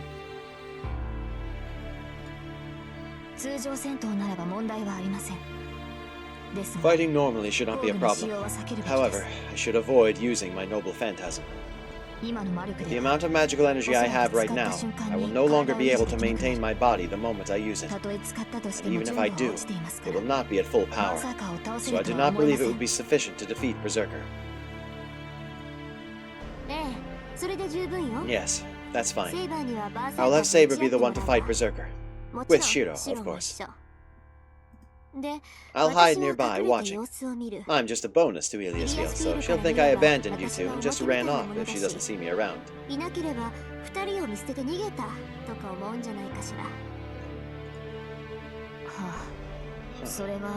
Well, I suppose that it is not impossible.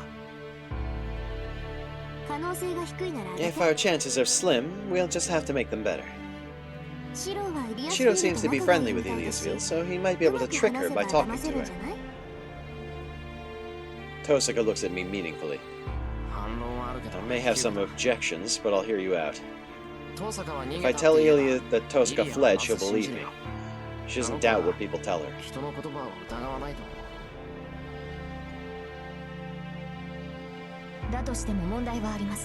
But there is still a problem. While I can confront Berserker, I cannot permit Shiro to do the same. Shiro simply will not survive an attack from Berserker. Regardless of the fact that he did once already, but... Nobody says Shiro needs to fight. Shiro just needs to provide backup while keeping his distance from Saber. It's going to be hard for Saber to push past Berserker alone, so help her out if she gets in danger. That is foolish. Shiro is not versed in magecraft like you. What can he do to support me? Shiro is going to have to figure that out. Not that masters have a whole lot they can do against Berserker. Even I would only drag Saber down if I got involved.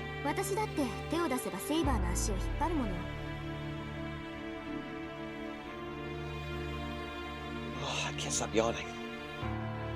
Oh, it's happening again.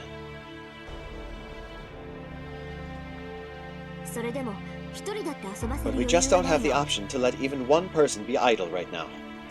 I know very well that Saber will disappear if Shiro dies, but we're going to have to risk it. This whole battle is a gamble to begin with.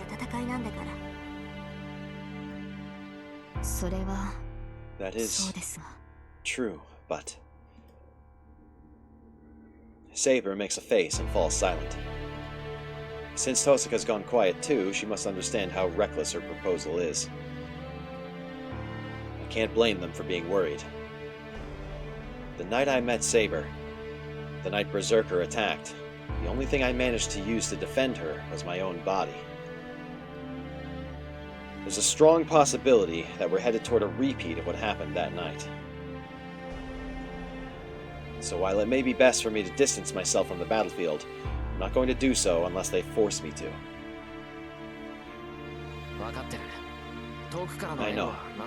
I'll try to think of something to support from a distance.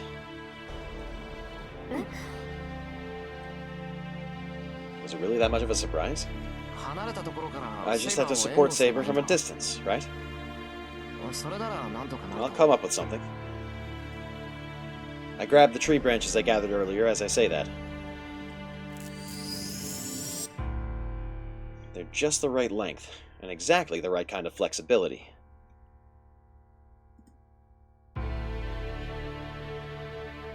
This is the first time I've done this kind of strengthening. But I don't think I'm wrong in principle here. Basically, I just need to layer my strengthening until it turns into something substantial. Besides, he had something like this, so I can use it as a reference. On top of that, magical energy has been flowing through my body for a while now. All I have to do is repeat my usual process. I analyze its basic structure and change it. I analyze the material's composition and reinforce it. Starting from the branch, my result should be his bow, but something's missing.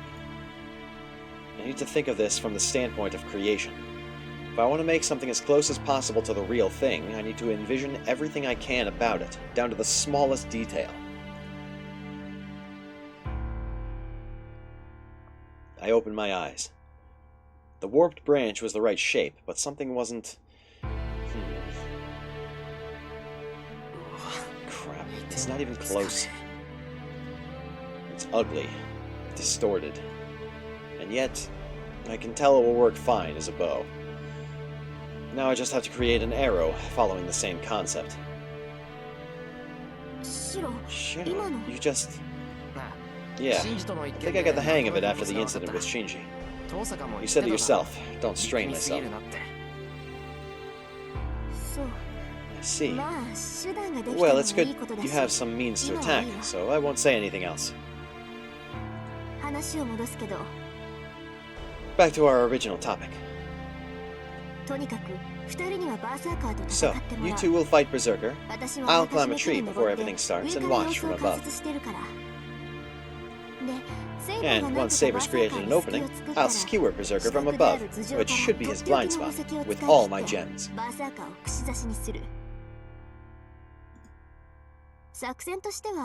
That's all there is to our plan. It's pretty simple. He's becoming like Titania, like Titania in Fairy Tail. I have not watched most of Fairy Tail. I know some of the characters. I don't think I know Titania. I know, like, Urza. I like Urza. And Gray. I know Gray.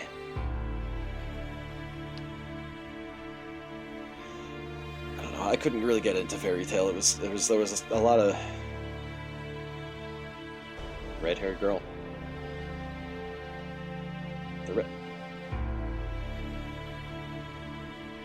But not Urza? Urza Scarlet? Because she's the only redhead girl I think of. I can think of when I think of Fairy Tail. Oh.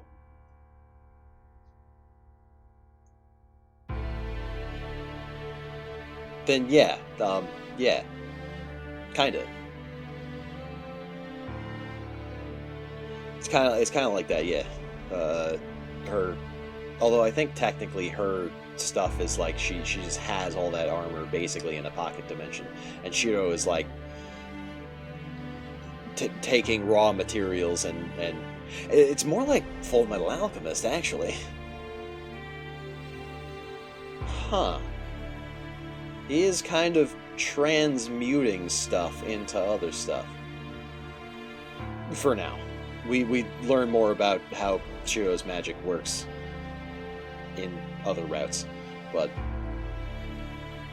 yeah. Remember several chapters ago when we were talking about projection magic and how it's like the worst and you shouldn't waste any of your time on it?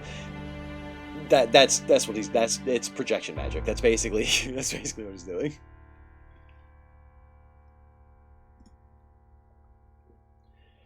Tosuka turns her attention to us, checking whether we have any questions. Gems? Is that your magecraft ring? Even if all of this were to work, no amount of half-baked magecraft would reach Berserker's body. If we are to harm him, we will need an attack of truly surpassing power. I know that. You're saying we need an attack that's at least at rank A. You're saying we and... That's not a sentence. As she says this, Tosuka pulls several jewels from her pocket. What are these jewels? Think of it like my life savings. A single one of these can immediately activate into a great magecraft at rank A. I had 10 of these, but I used one on you. Oh yeah, that first night. I see. If it is of the same caliber of magecraft, then I can say for sure that Berserker will not be able to defend himself. He does not have magic resistance like I do. Even if it's magecraft, an A rank should definitely pierce his defenses. Exactly. I thought of starting with small batches, but we can't afford to take that much time. I'm thinking of giving Berserker 2 or 3 of these. I'll pump him with all of them. Pump him, trust me, all of them. Tosuka puffs out her chest confidently. However...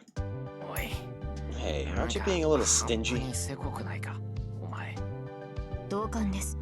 I agree. It may not be my place to say, but I believe under the circumstances you should be using at least half of your stock. Why would you say that? That's not your call. You guys don't understand how hard it was to save all this up.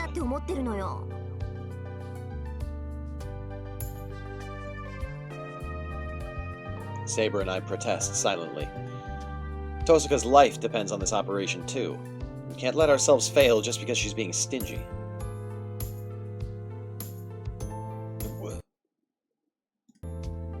Get banned. No solicitors. Fine, just half, right? Just half.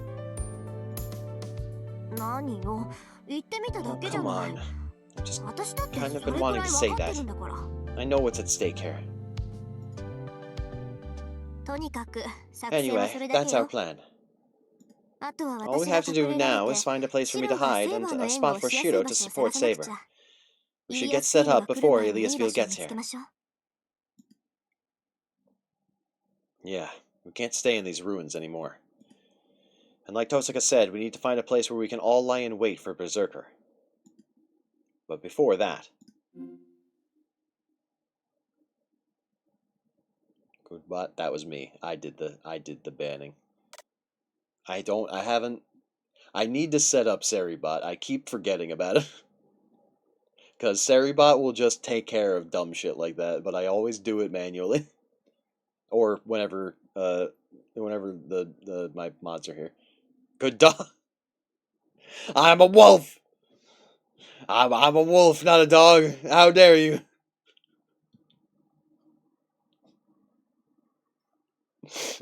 That's what I meant to say. Good wolf. Thank you. I wonder if Saber's really okay. She says she has no problems fighting, but wouldn't it be hard for her to go up against Berserker when she's so weak? Or I suppose I'm more concerned about her noble phantasm. I will not be able to maintain my body if I use it. That's what Saber said. That means Saber will disappear the instant she uses that attack. Saber. Yes, what is it, Shiro? Before we go out to fight, can you promise me one thing? Yes, as long as it is something I can do. Okay. Well, yeah. I don't want you to use your noble phantasm, no matter what happens. It's important, and I don't want you to die, even if it means we defeat Berserker.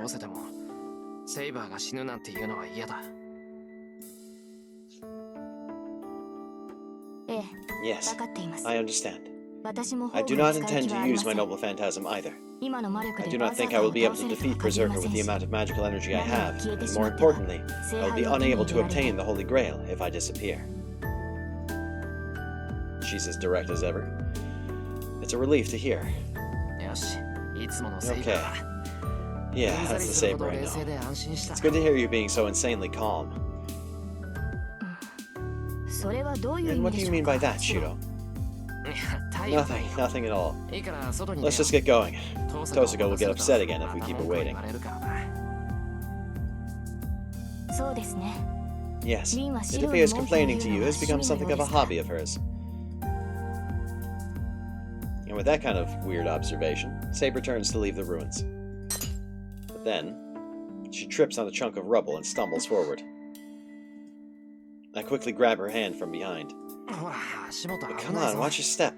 You'll need to be careful in this mess. Huh. Saber seems to be blushing. Saber? Oh, what's wrong? Did something happen? Bro just called her insane and then just brushes it off. He didn't call her insane, he called her calmness insane.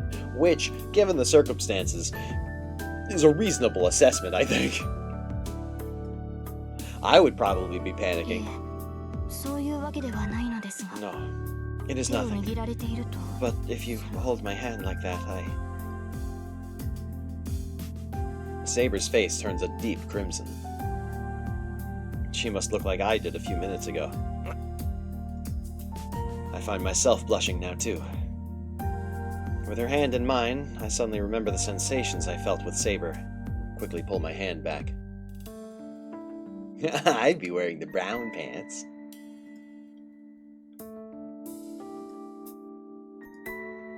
The two of us stand rigidly, saying nothing. Let's head out. We better get moving. We don't have much time. Yes. Let us hurry, Shiro. We head out after that bit of awkwardness. Once we're outside, we'll never come back here.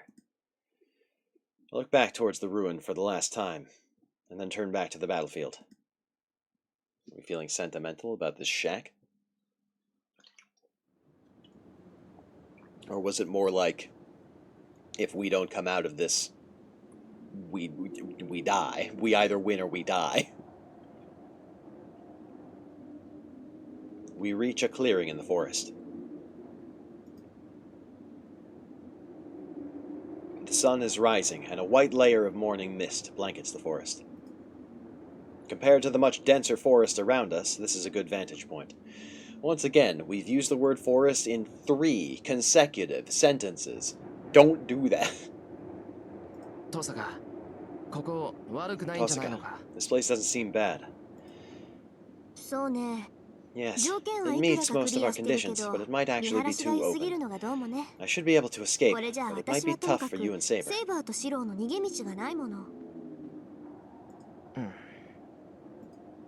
Tosuka is such a perfectionist if she's even considered escape routes. Let's try somewhere else. We still have some time. Tosaka returns to the forest. But Saber stands motionless, staring off into the distance. Saber, Saber, what are you doing? We need to hurry, or else Ilias feels going to... A chill runs up my spine. I could never forget this feeling. I can't see him or feel his presence. But the sudden weight of the air pressing down around me is definitely coming from him.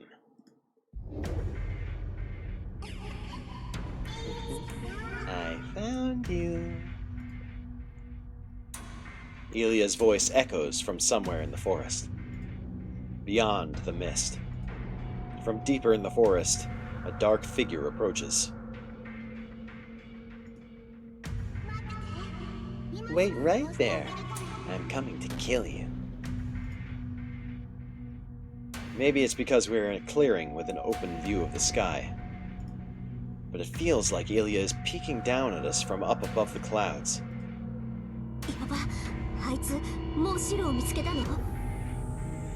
Crap. Did she find Shiro already? This isn't good. This place is too wide open. How fast is she? We have less than 2 minutes until she... Hey, what are you two waiting for? I keep telling you this is a bad spot. We need to get somewhere else fast. Tosaka grabs our hands. But it's too late. No.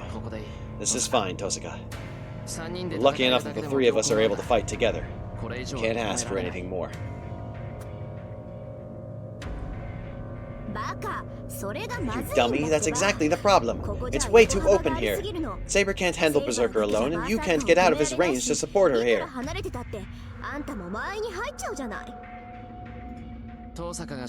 know you're concerned for me, but we're all in danger here. Besides, can't escape now anyway. That's true, but... Are you ready, Saber? We're fighting Berserker here. Saber nods quietly. Oh, come on. Fine. I'll be really ticked off if you two get thrashed.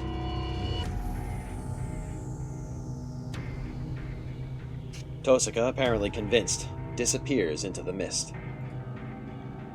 Once she goes into action, she acts quickly.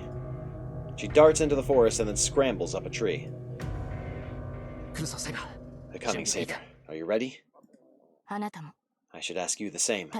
Once the battle begins, please do not move past this point. I will not let Berserker near this spot.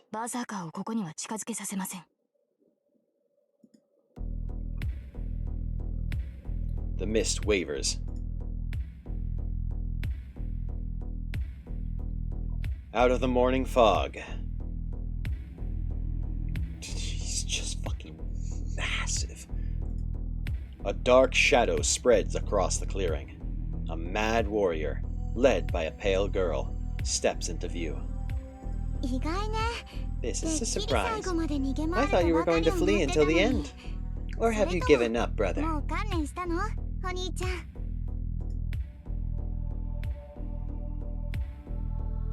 Ely is about 40 meters from me. We face each other from opposite ends of the clearing. Oh, so Saber got better. That must be why you stopped running. What a shame. It's cute that you think it'll be enough to beat me, though. Sorry, you're going to die here. Her giggles echo into the forest. Apparently that ticks her off. Saber, still standing beside me, is practically vibrating with animosity. She may launch herself forward at any moment. Oh, you're all quiet now. You're so boring. Are you scared of dying? What a waste. If you beg for your life, maybe I'll consider sparing you.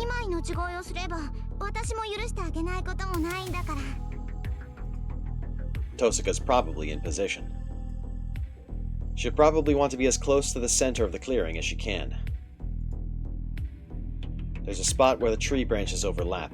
It should be sturdy enough to support her weight. そう。あ I くまで see. そういう態 So 度なん that's だ how it's going to be. なら、 Enough chatter も then. うおしゃべりは I'll こ kill こまで you だね。 and Rin. 待ちなさい。 Wait, リンはどうしたの？ where's シ Rin, ロ。 Shiro? I have to give it to Berserker's master. She knows better than to overlook any details. 遠坂はここにはいない。 Tosaka's gone. あいつと We 俺た stopped ちは working together a while ago. 別行動を取ったの？ So you two split そ up? っか。 That セイバ figures. ーを連れてるシロは You and 足手 Saber ま could とい only だ drag も her んね。 down. リン She 一 should 人 be な able ら to do pretty well も on っ her と own. 遠くに逃げられる。そういうことだ。 Well, there you go. もうとっくに森を出てるだ She's ろう。 probably out of the forest by 今 now. から追っても間に合わ I ない doubt ぞ you'll catch up to her even if you go after her right now. そうかしら。この Oh, 森 you は think アイ so? ンズベルンの結界よ。 This forest is an Einsburn-bounded field. 誰が入ってき I て always 誰 know が the 出ていった instant かぐらいは someone わ enters or かるんだ leaves. から。 Nobody's それ left. から外に出 So た人 Rin's 間 still は in 一 the 人もい forest. ない。リン I は have まだ plenty of 森 time に to いる deal わ。 with her once I've taken 探 care し of 出す you. のはこの後でも十分よ。 Slight hitch. That's a relief. If Ilya only detects who's going in and out of the forest, then she doesn't know where Tosaka is now. That, and she believed my story pretty easily.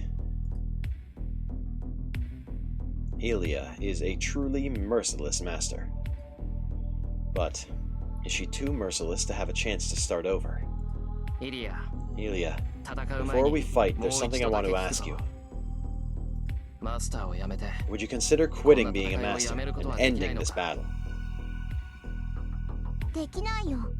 お I じい can't. 様の言いつけだもの。 This is grandfather's command.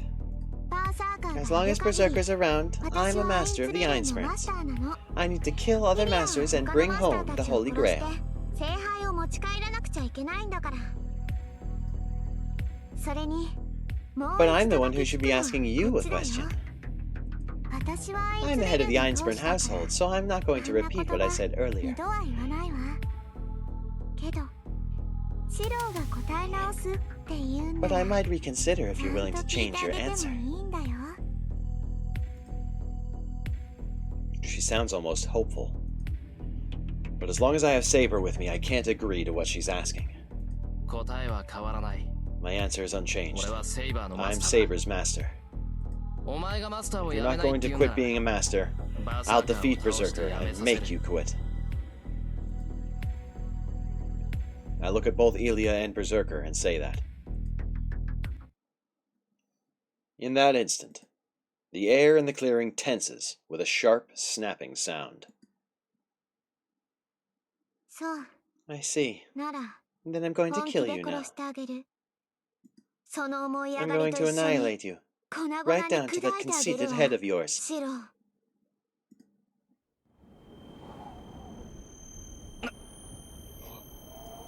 What the heck's that? There's some sort of inscription appearing on Ilya's face. No, it's not just her face. It's a huge command spell covering her entire body. And I can even see it at this distance. It's so much more massive than the ones we have. 遊びは終わりよ。 Playtime is 蹴 over. 散らしなさい。 Trample them, Heracles. Ilya's voice is completely lifeless. And in response, the giant behind her howls.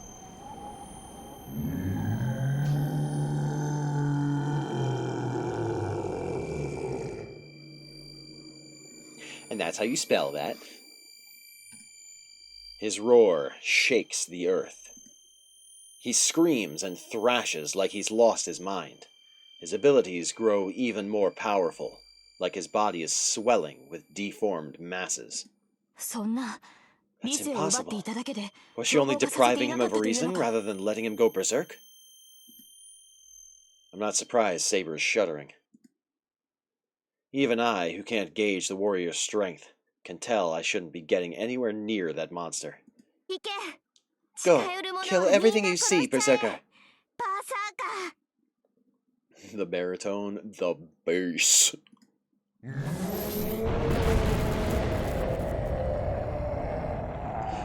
By all accounts, it should definitely be deeper than it is. He's like 10 feet tall.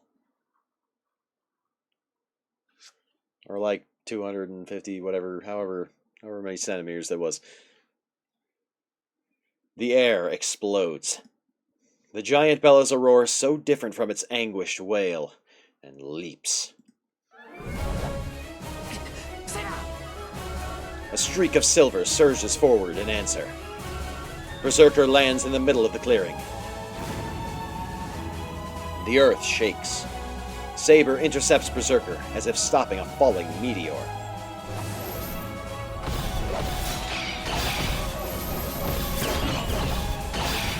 Shit. Fucking visual novel, by the way. It's like watching a mythical battle unfolding in front of me. In a forest shrouded by morning mist, two shadows clash relentlessly. Berserker is simply overwhelming.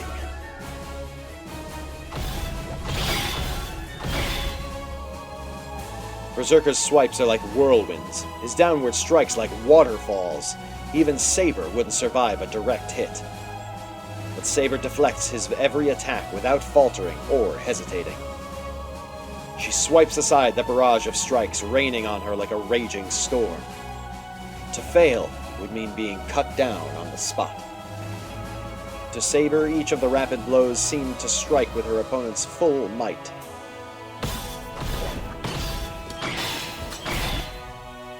The clash of swords echoes around the clearing. Berserker has greater reach. Berserker is faster. Berserker has more stamina. All Saber can do is parry the titanic surges of wind from Berserker's swings to mitigate the sheer strength, all just to avoid being cut in half.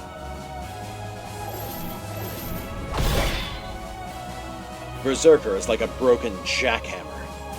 His blade spins in all directions, annihilating everything in its path. Just getting in reach could only be fatal. There would be no hope of escaping. They'd get caught up in that whirling blade and ground to dust. No normal human would have a chance against that. And if getting close can only mean death, then the only option is fleeing. But Saber steps into the whirlwind and doesn't retreat. She'll be shredded to pieces. The sword sparks off of her, slowly chipping her armor away. Standing in the middle of that vortex, she could be dead in a heartbeat. I can only hold my breath. In ancient times, heroes who fought dragons and demonic beasts must have all been like this, like her. They know perfectly well how vast the gap in strength between them is. But they bet everything on a 1 in a million shot. A seething mass of violence beyond anything humans are capable of. They just defended until a single opportunity presented itself. Many warriors died without ever seeing the miracle they were waiting for. That's exactly what this battle is. It is a glamorous, eye-catching battle, but it only ends one way, with Saber's defeat. Each blow chips away a little more at her.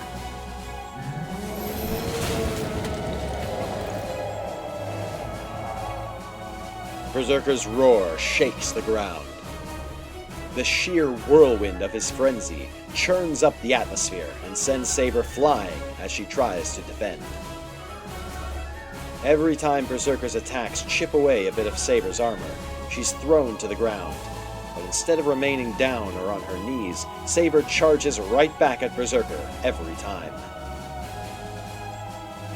But she's at her limit. Saber's breathing is labored and her movements are visibly slowing. There won't be any opening. In a few moments, Berserker's titanic weapon will shatter Saber's sword.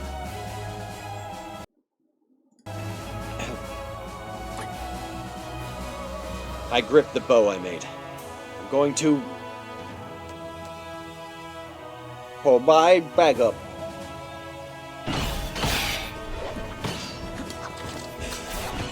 The moment Saber goes flying, I fire at Berserker. This won't hurt him. It should at least get his attention.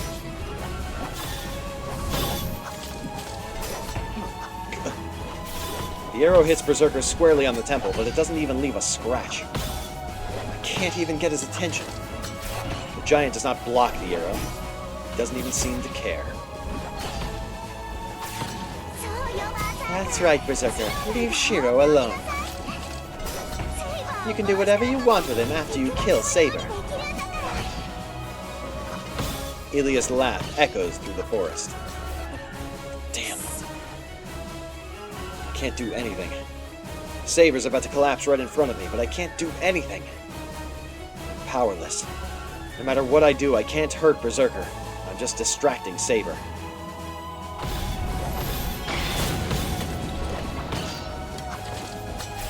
Slash. Saber sinks into the ground, all the way to her ankles as she parries a massive blow. The parrying blade is swift, but heavy. The axe sword strikes down from overhead. The brutally powerful weapon grazes Saber's armor as she dodges, then tears up the earth itself.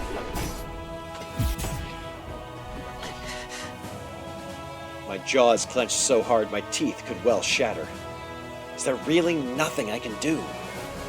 I can't protect Saber. I can't fight alongside her. There's nothing I can do. All I can do is...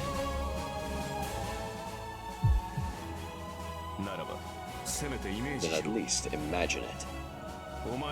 It's all you can really do.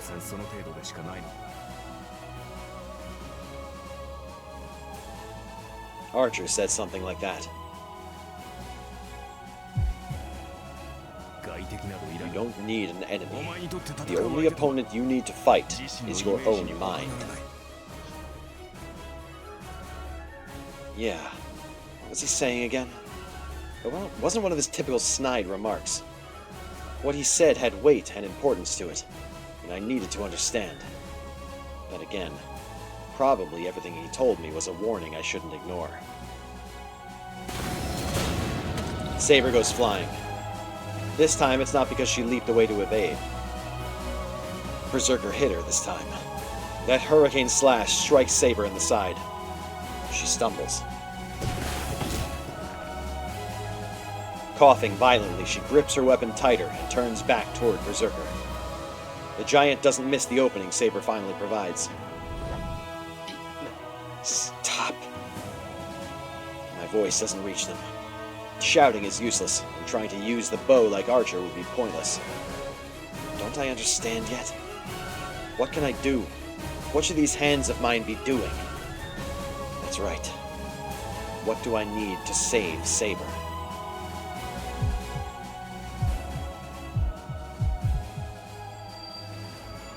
I can't use a bow. A spear won't pierce him. Having a weapon just like the enemy's is no solution either. To go up against that giant. A sword to cut through a mountain of stone. An opulent sword, sharper than sharp, that will never dull. A king's sword, able to cut down enemies in a single blow. Like that golden sword I saw in my dream.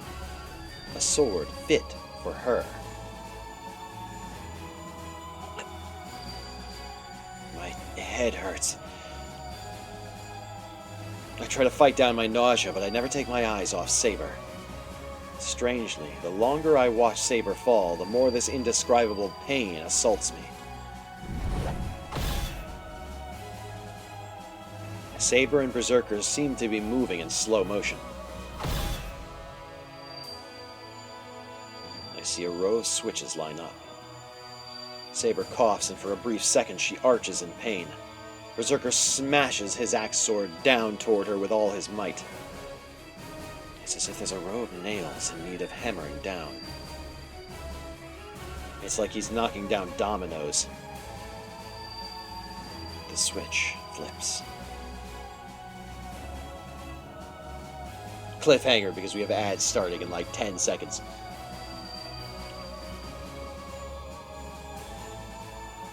That's right, I'm leaving you stranded.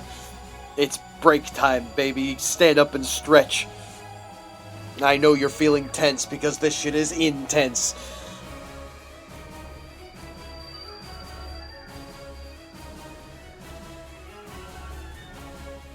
check out this art. I like this art a lot, actually.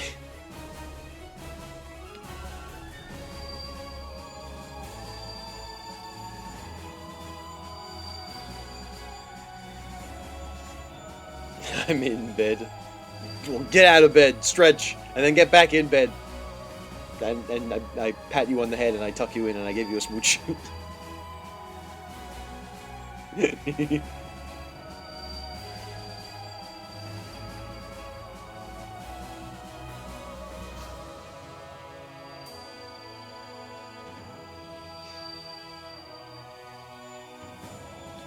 There we go. There goes the ads.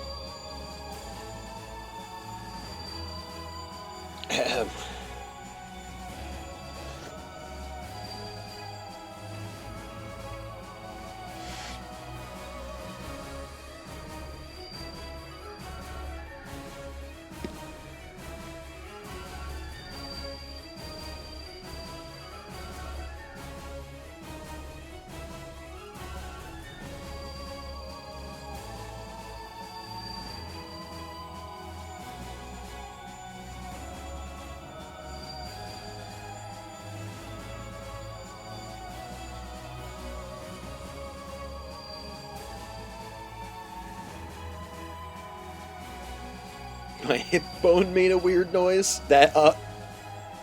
Okay, get back in bed. Sorry, I had to blow my nose again.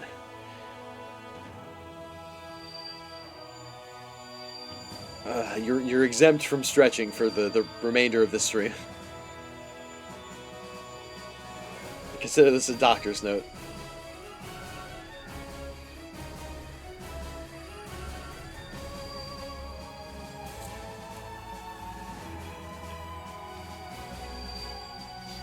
Oh boy.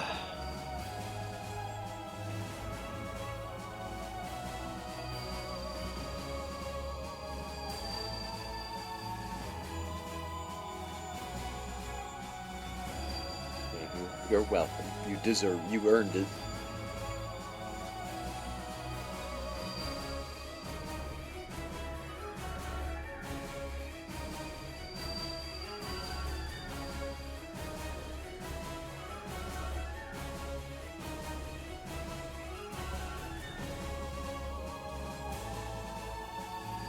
Oh boy.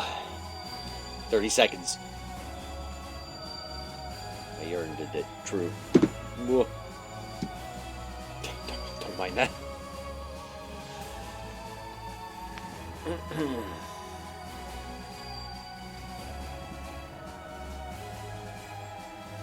Ten seconds and then we'll get back to the action. Gotta wait for the ads to end. It was unfortunate that they happened in the middle. This is an action-packed chapter. It's just unfortunate that the whole thing is full of action, and we still needed to run ads to we just gotta. The switch flips.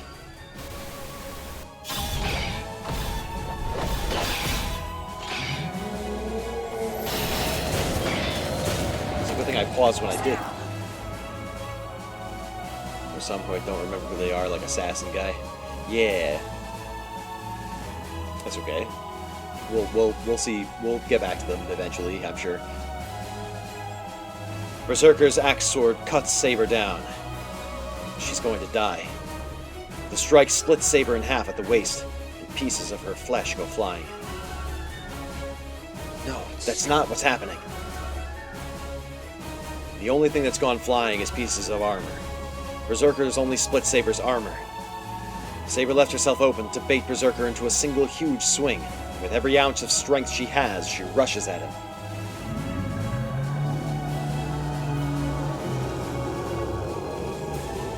A black roar rips through the air. But he can't escape now. Saber's right in front of him. She shifts her grip on her sword and darts in closer, then swings with all her might.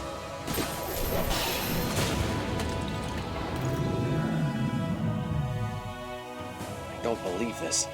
Saber's attack hits home, and the giant, who it seems so immovable, flies back several meters. And then... Get back, Saber! Then comes the true attack. She must intend to release the attack from as close as possible. Tosuka jumps down from the branch above and throws her jewels at Berserker as she falls.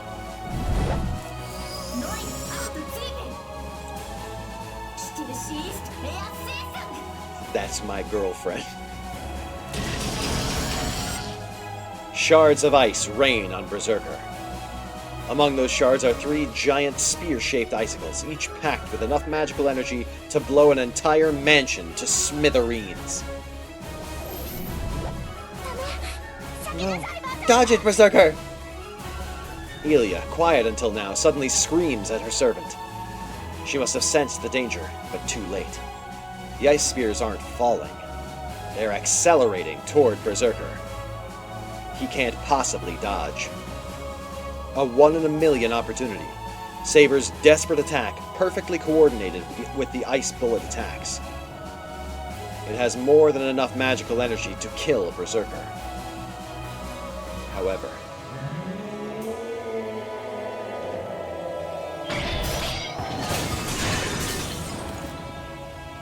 Are you fucking kidding me? The axe sword slices through the air. Even as Saber drives him back, he switches to a single-handed grip on his axe sword and shatters all 3 icicle spears.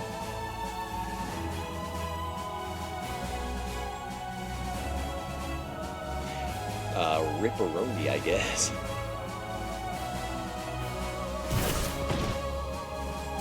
Blood splatters the clearing.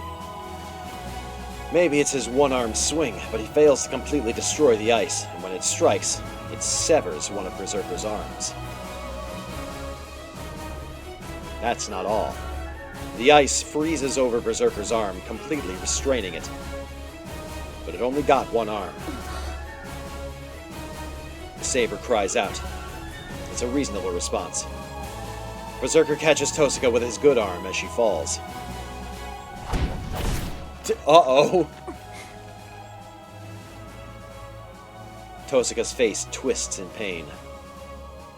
Berserker will have no trouble crushing Tosuka with his hand.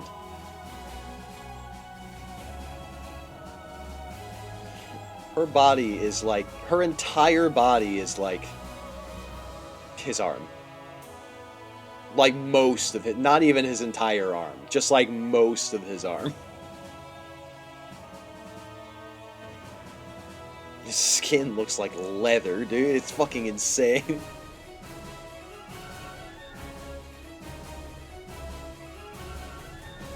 I can think of a couple of VTubers who would really like to be in this position right now. I run.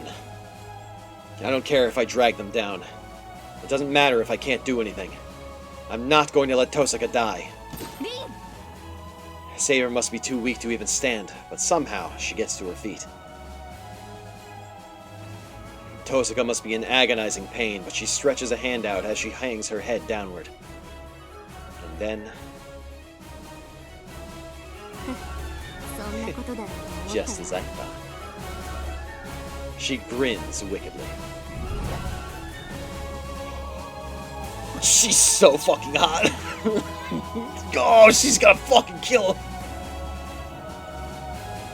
Everyone gasps.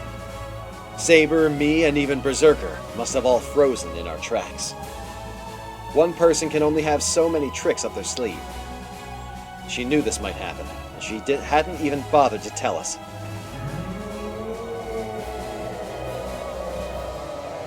Berserker squeezes harder around her. He's a heartbeat too late. Got you! Oh, shit. Now, ladies and gentlemen, my fucking wife. 4 bullets of pure light streak toward Berserker. 4 bullets, 4 gems. 4 rapid shots at the most extreme close range. That has to be enough to end the Dark Mad Warrior. Or rather, the attack perfectly, completely snuffs out his life. Just like, Donald, do not compare my beautiful wife to Donald fucking Duck. How dare you? She did, that was pretty mega flare coded though, not gonna lie. It must have blown Berserker's head clean off. The blood splatter even reaches me, 10 meters from where Berserker stands. There's kind of a lot more blood in the mess, but I don't think she overdid it. No, kind of a lot more than blood in the mess. Our opponent was a monster. Berserker would have crushed Tosaka if she hadn't blown his head off. I slow my frantic run. Tosaka is still in Berserker's grip, but the battle's over. Berserker's face is still hidden in a plume of smoke. From that singeing sound, it must have been a hell of an explosion. No way. I hear Tosaka's voice. She's looking at the smoke in disbelief. Hold on. Am I imagining things? Did Berserker's hand tighten on Tosaka?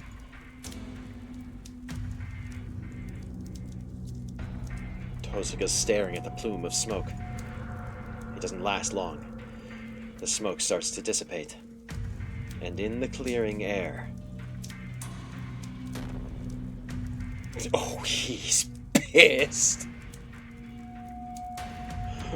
He's fucking mad!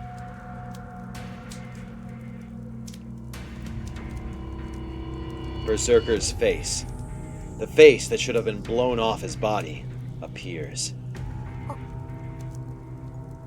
Tosaka cowers under that evil demon's gaze, at a loss for words.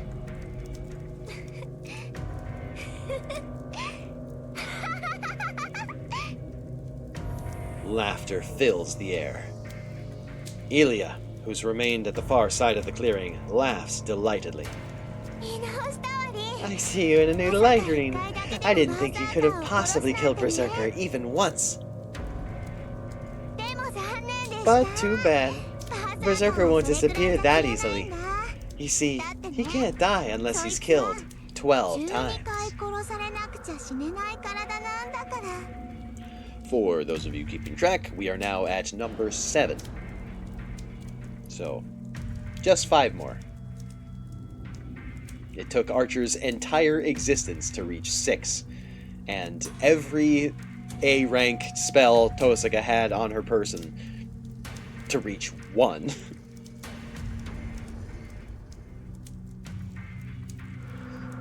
We're fucking doomed, aren't we? Killed 12 times. She must have figured something out from what Ilya just told her. Tosaka looks aghast, her face twisting in regret. I get it. Does he have a weak spot? Unfortunately, no. This is Heracles, not Achilles. We do not know of any weak points. I'm pretty sure he straight up doesn't have any weak points.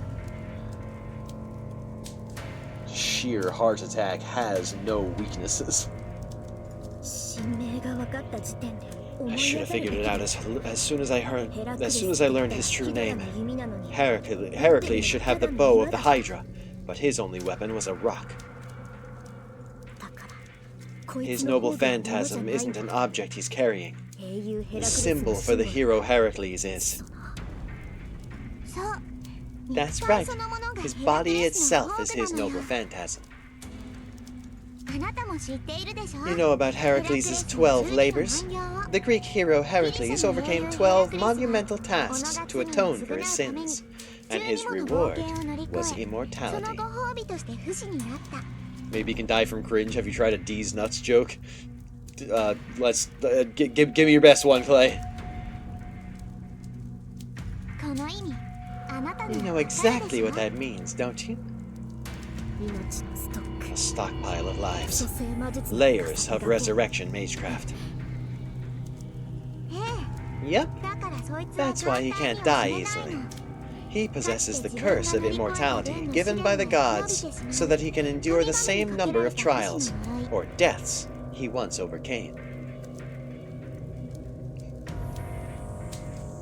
We're running out of time here, Clay.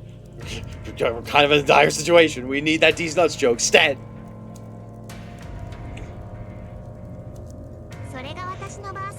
That's my Berserker's noble phantasm.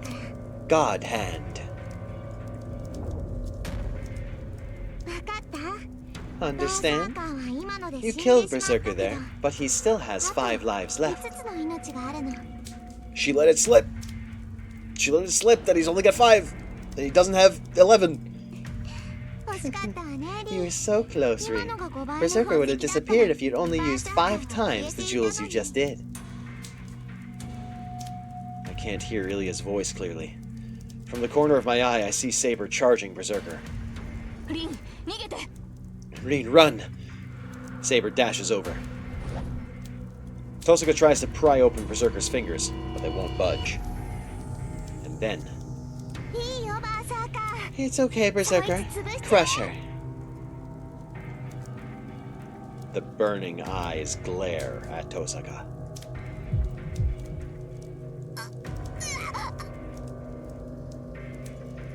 Tosaka screams.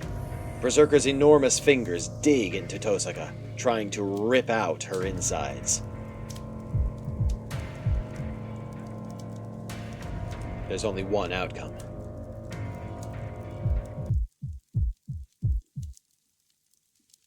Tosaka's lifeless body being crushed to nothing.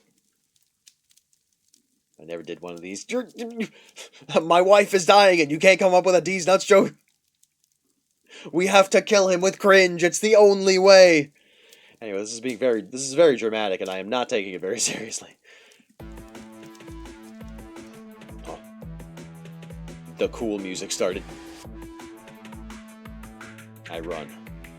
One of these Oh shit! Oh shit! He did it! He pulled it out! One of these nuts!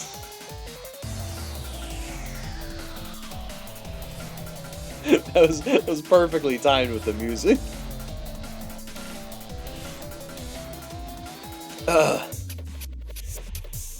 I forget who I'm up against. I even forget where I am.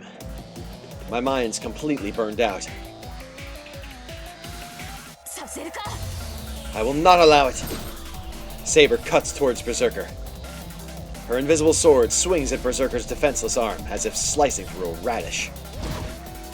But it's no use. Saber's attack pings harmlessly off Berserker's arm. His grip on Tosaka doesn't loosen. Just moving must be agony for Saber. She swings her sword desperately, blood trickling from her mouth. Shiro! She freezes the instant she sees me rushing at Berserker. Let go of her, you bastard! I slap mindlessly at his back with my bow. The giant is unfazed. He doesn't consider me a threat. My fingers are getting numb. What the hell is he if I'm the one going numb from hitting him? He's like a stone. Run, Shiro! I look up when I hear Saber. In that instant, I go flying through the air like a leaf. I hit the ground and tumble like a bit of stray garbage. Berserker smacked me away with that frozen sword. I try to block the attack with my bow, but it shatters instantly, and I'm thrown so far away.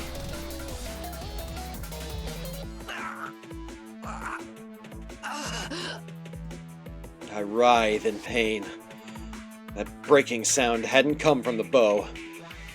One of my arms is bent at the wrong angle, in the wrong spot.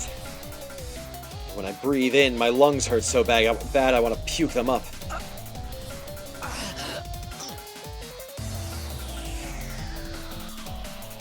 can't breathe properly with all the blood filling my mouth. But that doesn't matter. Breathing will just make me pass out. Better that I not breathe. I wake up. Right now, I need to get to him. Him. I run. It's my turn. I'm going to break his arm and save Tosaka. He must have eyes in the back of his head. He swings his sword casually, like he's batting aside a fly. I can dodge it. I won't let an arm that's completely frozen hit me so easily. Damn, my body's sinking. He must have grazed my leg. Damn him. He didn't even touch my leg, but he somehow managed to break it anyway. Ridiculous. That is enough. Stay back, Master. I can't do that. I can't let Tosaka die. What do I need to do to save her? A weapon. A blade would be best. At my feet, broken pieces of the bow. Above me, Berserker's sword swinging right at me. There's no time to think. I let magical energy flow through me. The strengthening succeeds easily, but down comes Berserker's sword. The fragments are finally pulverized. I meant to dodge, but instead, my body slams to the ground. Clearly, there was no point in strengthening broken shards. I'll have to do this from scratch.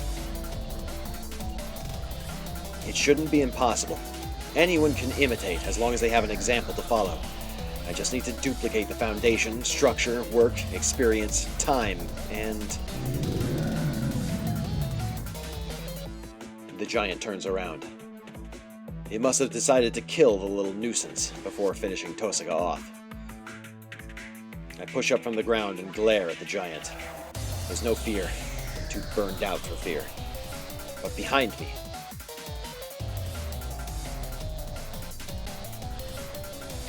I see someone prepared to disappear. I see someone determined to use the sacred sword.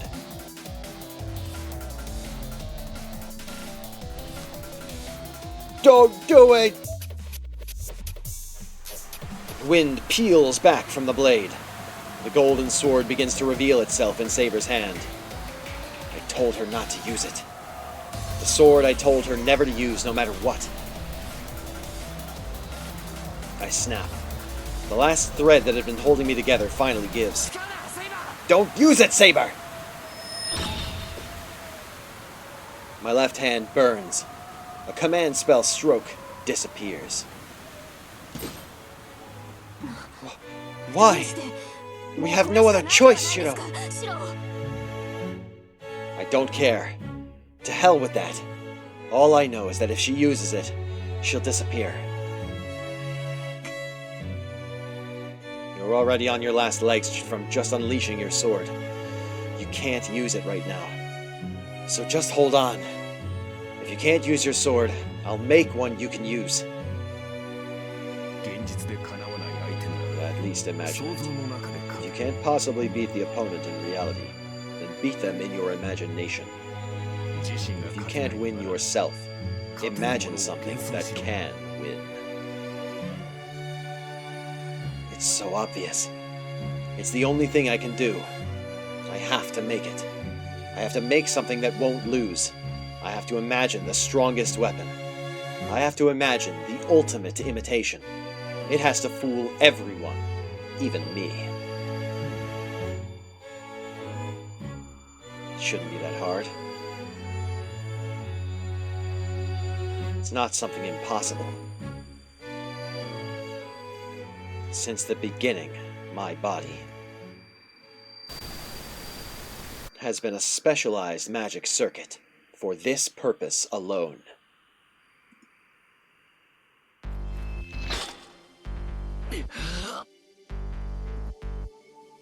I leap up. My entire body burns like it's on fire. My left hand is crimson. That sword is mine. Saber's voice rings with shocked disbelief. She's staring at the weapon in my hands, at the thing that shouldn't exist. The sword seems to have a will of its own.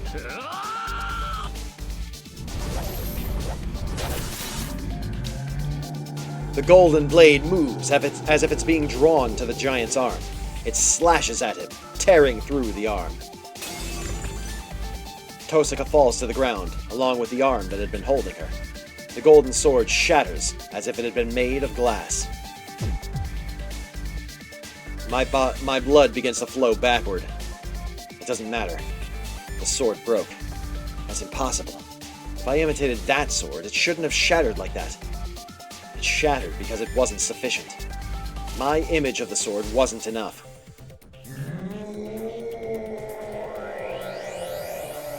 Berserker's furious gaze turns toward me. His massive sword swings up at me. This time, he's determined to cut me in half. It doesn't matter. Berserker, you're not my enemy right now. I'm only fighting against one person right now. The last one wasn't perfect. My image of it was flawed, so the sword that should have been invincible broke. If I'm to duplicate things, I need to work on not just their shape, but also their maker.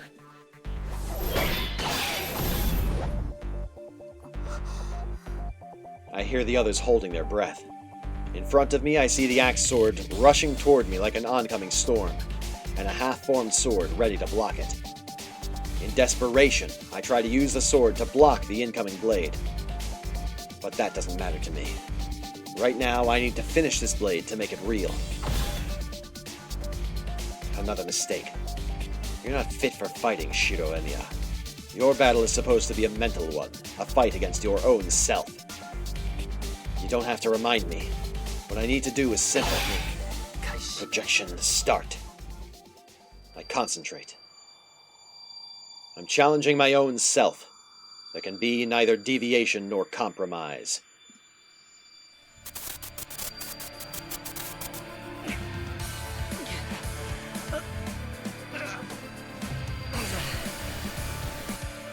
Determining creation ideology. Anticipating base essence. Duplicating material structure. Replicating the forger's skill. Resonating with the possessor's experience. Imitating the uncountable years. And surpassing every manufacturing process.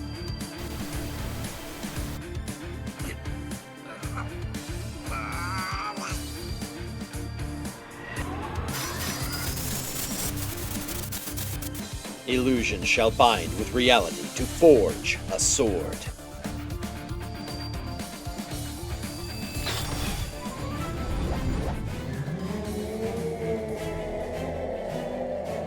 The giant roars. My sword deflects the countless gusts assailing me from the enemy's furious attacks. But that's about it. I'm knocked away from him. The moment I come to, the sword leaves everything to me. The attacks I blocked so easily a moment ago now toss me around effortlessly.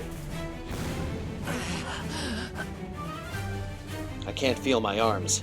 The skin of my wrists is blistered and red. I'm surprised I can even keep a grip on the sword. My legs do not work.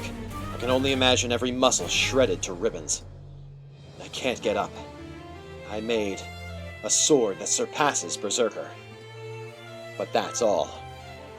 I'm just the one who made it. I can't wield the sword I worked so hard to make. A shadow looms over me. He must know who he has to kill first now. I rush away, and Berserker rushes after me like a gust of wind. His enormous sword swings towards me, but is deflected.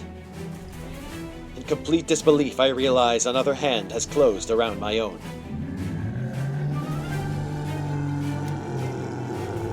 The air splits around me. The giant attacks with all his might, trying to destroy everything around him.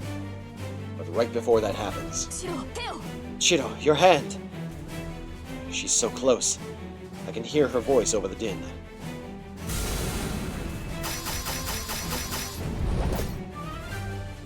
If Berserker is a storm front coming to attack me, Saber is a gale rushing to my side. Saber sprints over to me and twists around, gripping me firmly.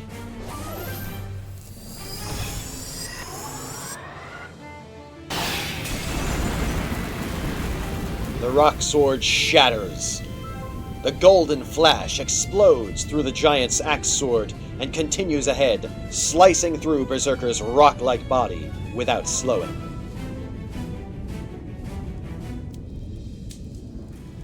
Maybe I copied the form so well that I copied some of its abilities too. The golden sword lodges deep in Berserker's body and glows so brilliantly that light pours from the giant's body. And then in an instant, the light fades and the forest falls silent.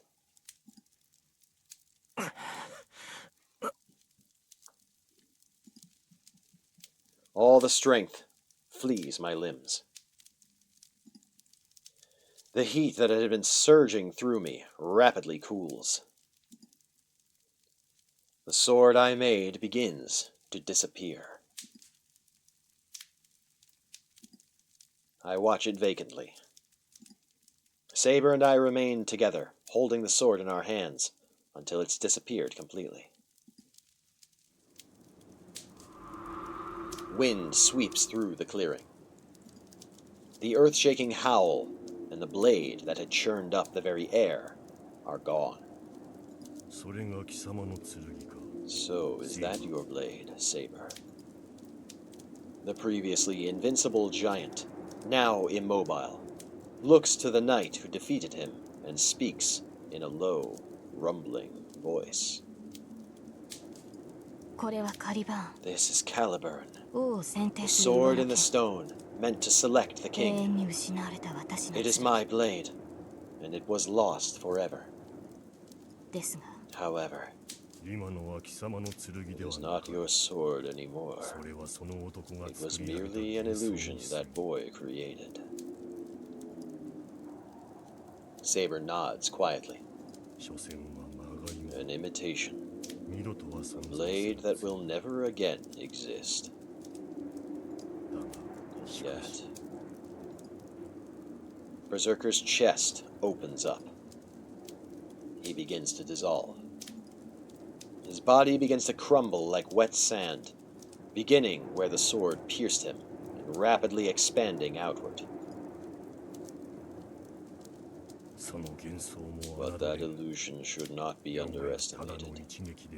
I never expected it could have destroyed me 7 times over in a single blow. His dying words are spoken without emotion. The mad warrior keeps to his role until the very end, and fades away in a dispersing haze into the misty morning air.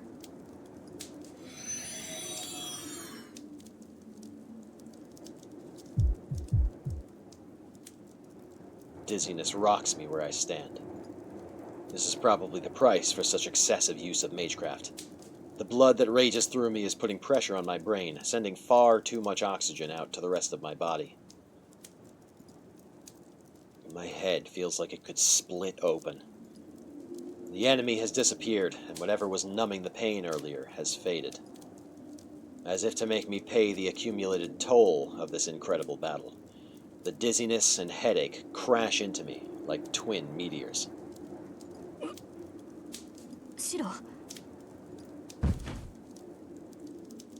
I'm about to collapse, but Saber supports me.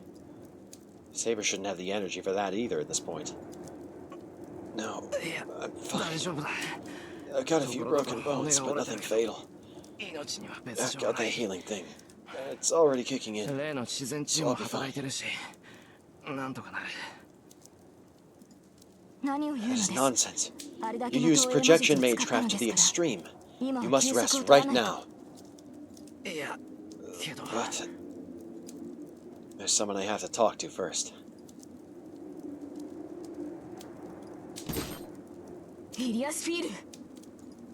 Saber stands ready. Ilia stares at where Berserker had been standing, her eyes hollow. Good. I do not know if there is a reason for her to remain here, but she has spared us the need to pursue her. She shall die gracefully. No, Saber! Don't hurt Ilia. イリアには手を出さないで Without Berserker, she's... バーサーカーがいなくなったんならイリアは I stop Saber with the last remaining strength I have. Ilia doesn't even seem to notice we're here. She just stares at the ground. 嘘 No way. まさか Did you die, 死んじゃったの Berserker? She sounds like an abandoned child. イリア Ilia lifts her head absent-mindedly.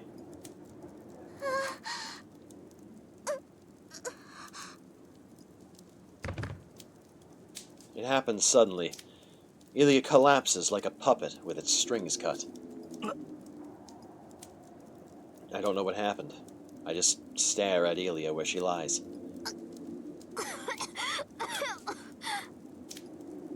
And at almost the same moment, Tosaka raises her hand.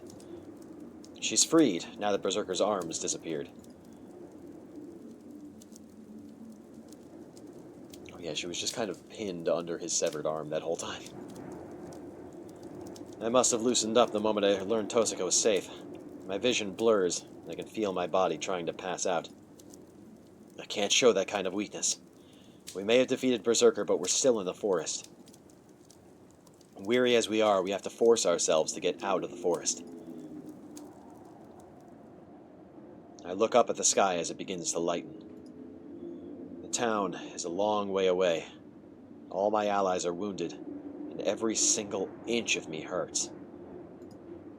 And yet, morning has come.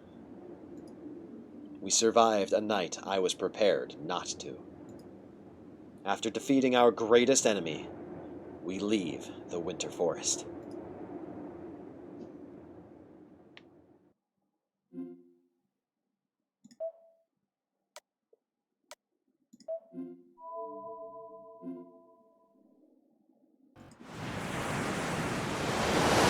Now, was that shit cool or what? God damn! And that's like we're coming up on 3 hours. So that was yeah, that was very appropriately spaced for that chapter. Man, that day 10 sure was a long fucking time. It took us 2 whole weeks. It was freaking awesome. It was way better than it was in the anime.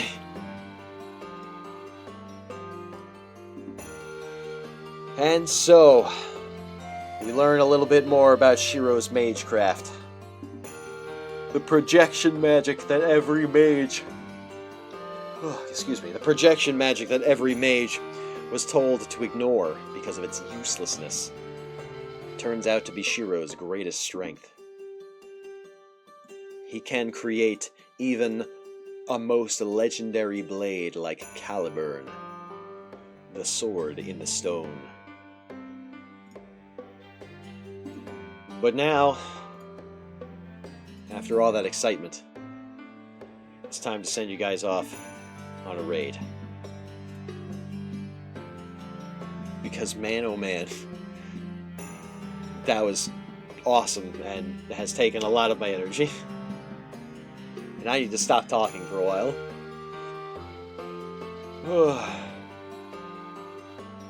Let's see.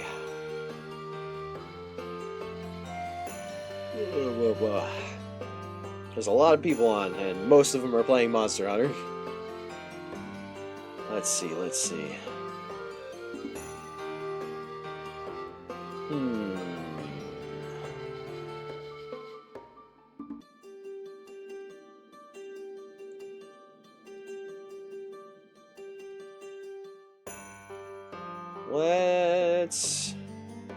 Oh, here we go.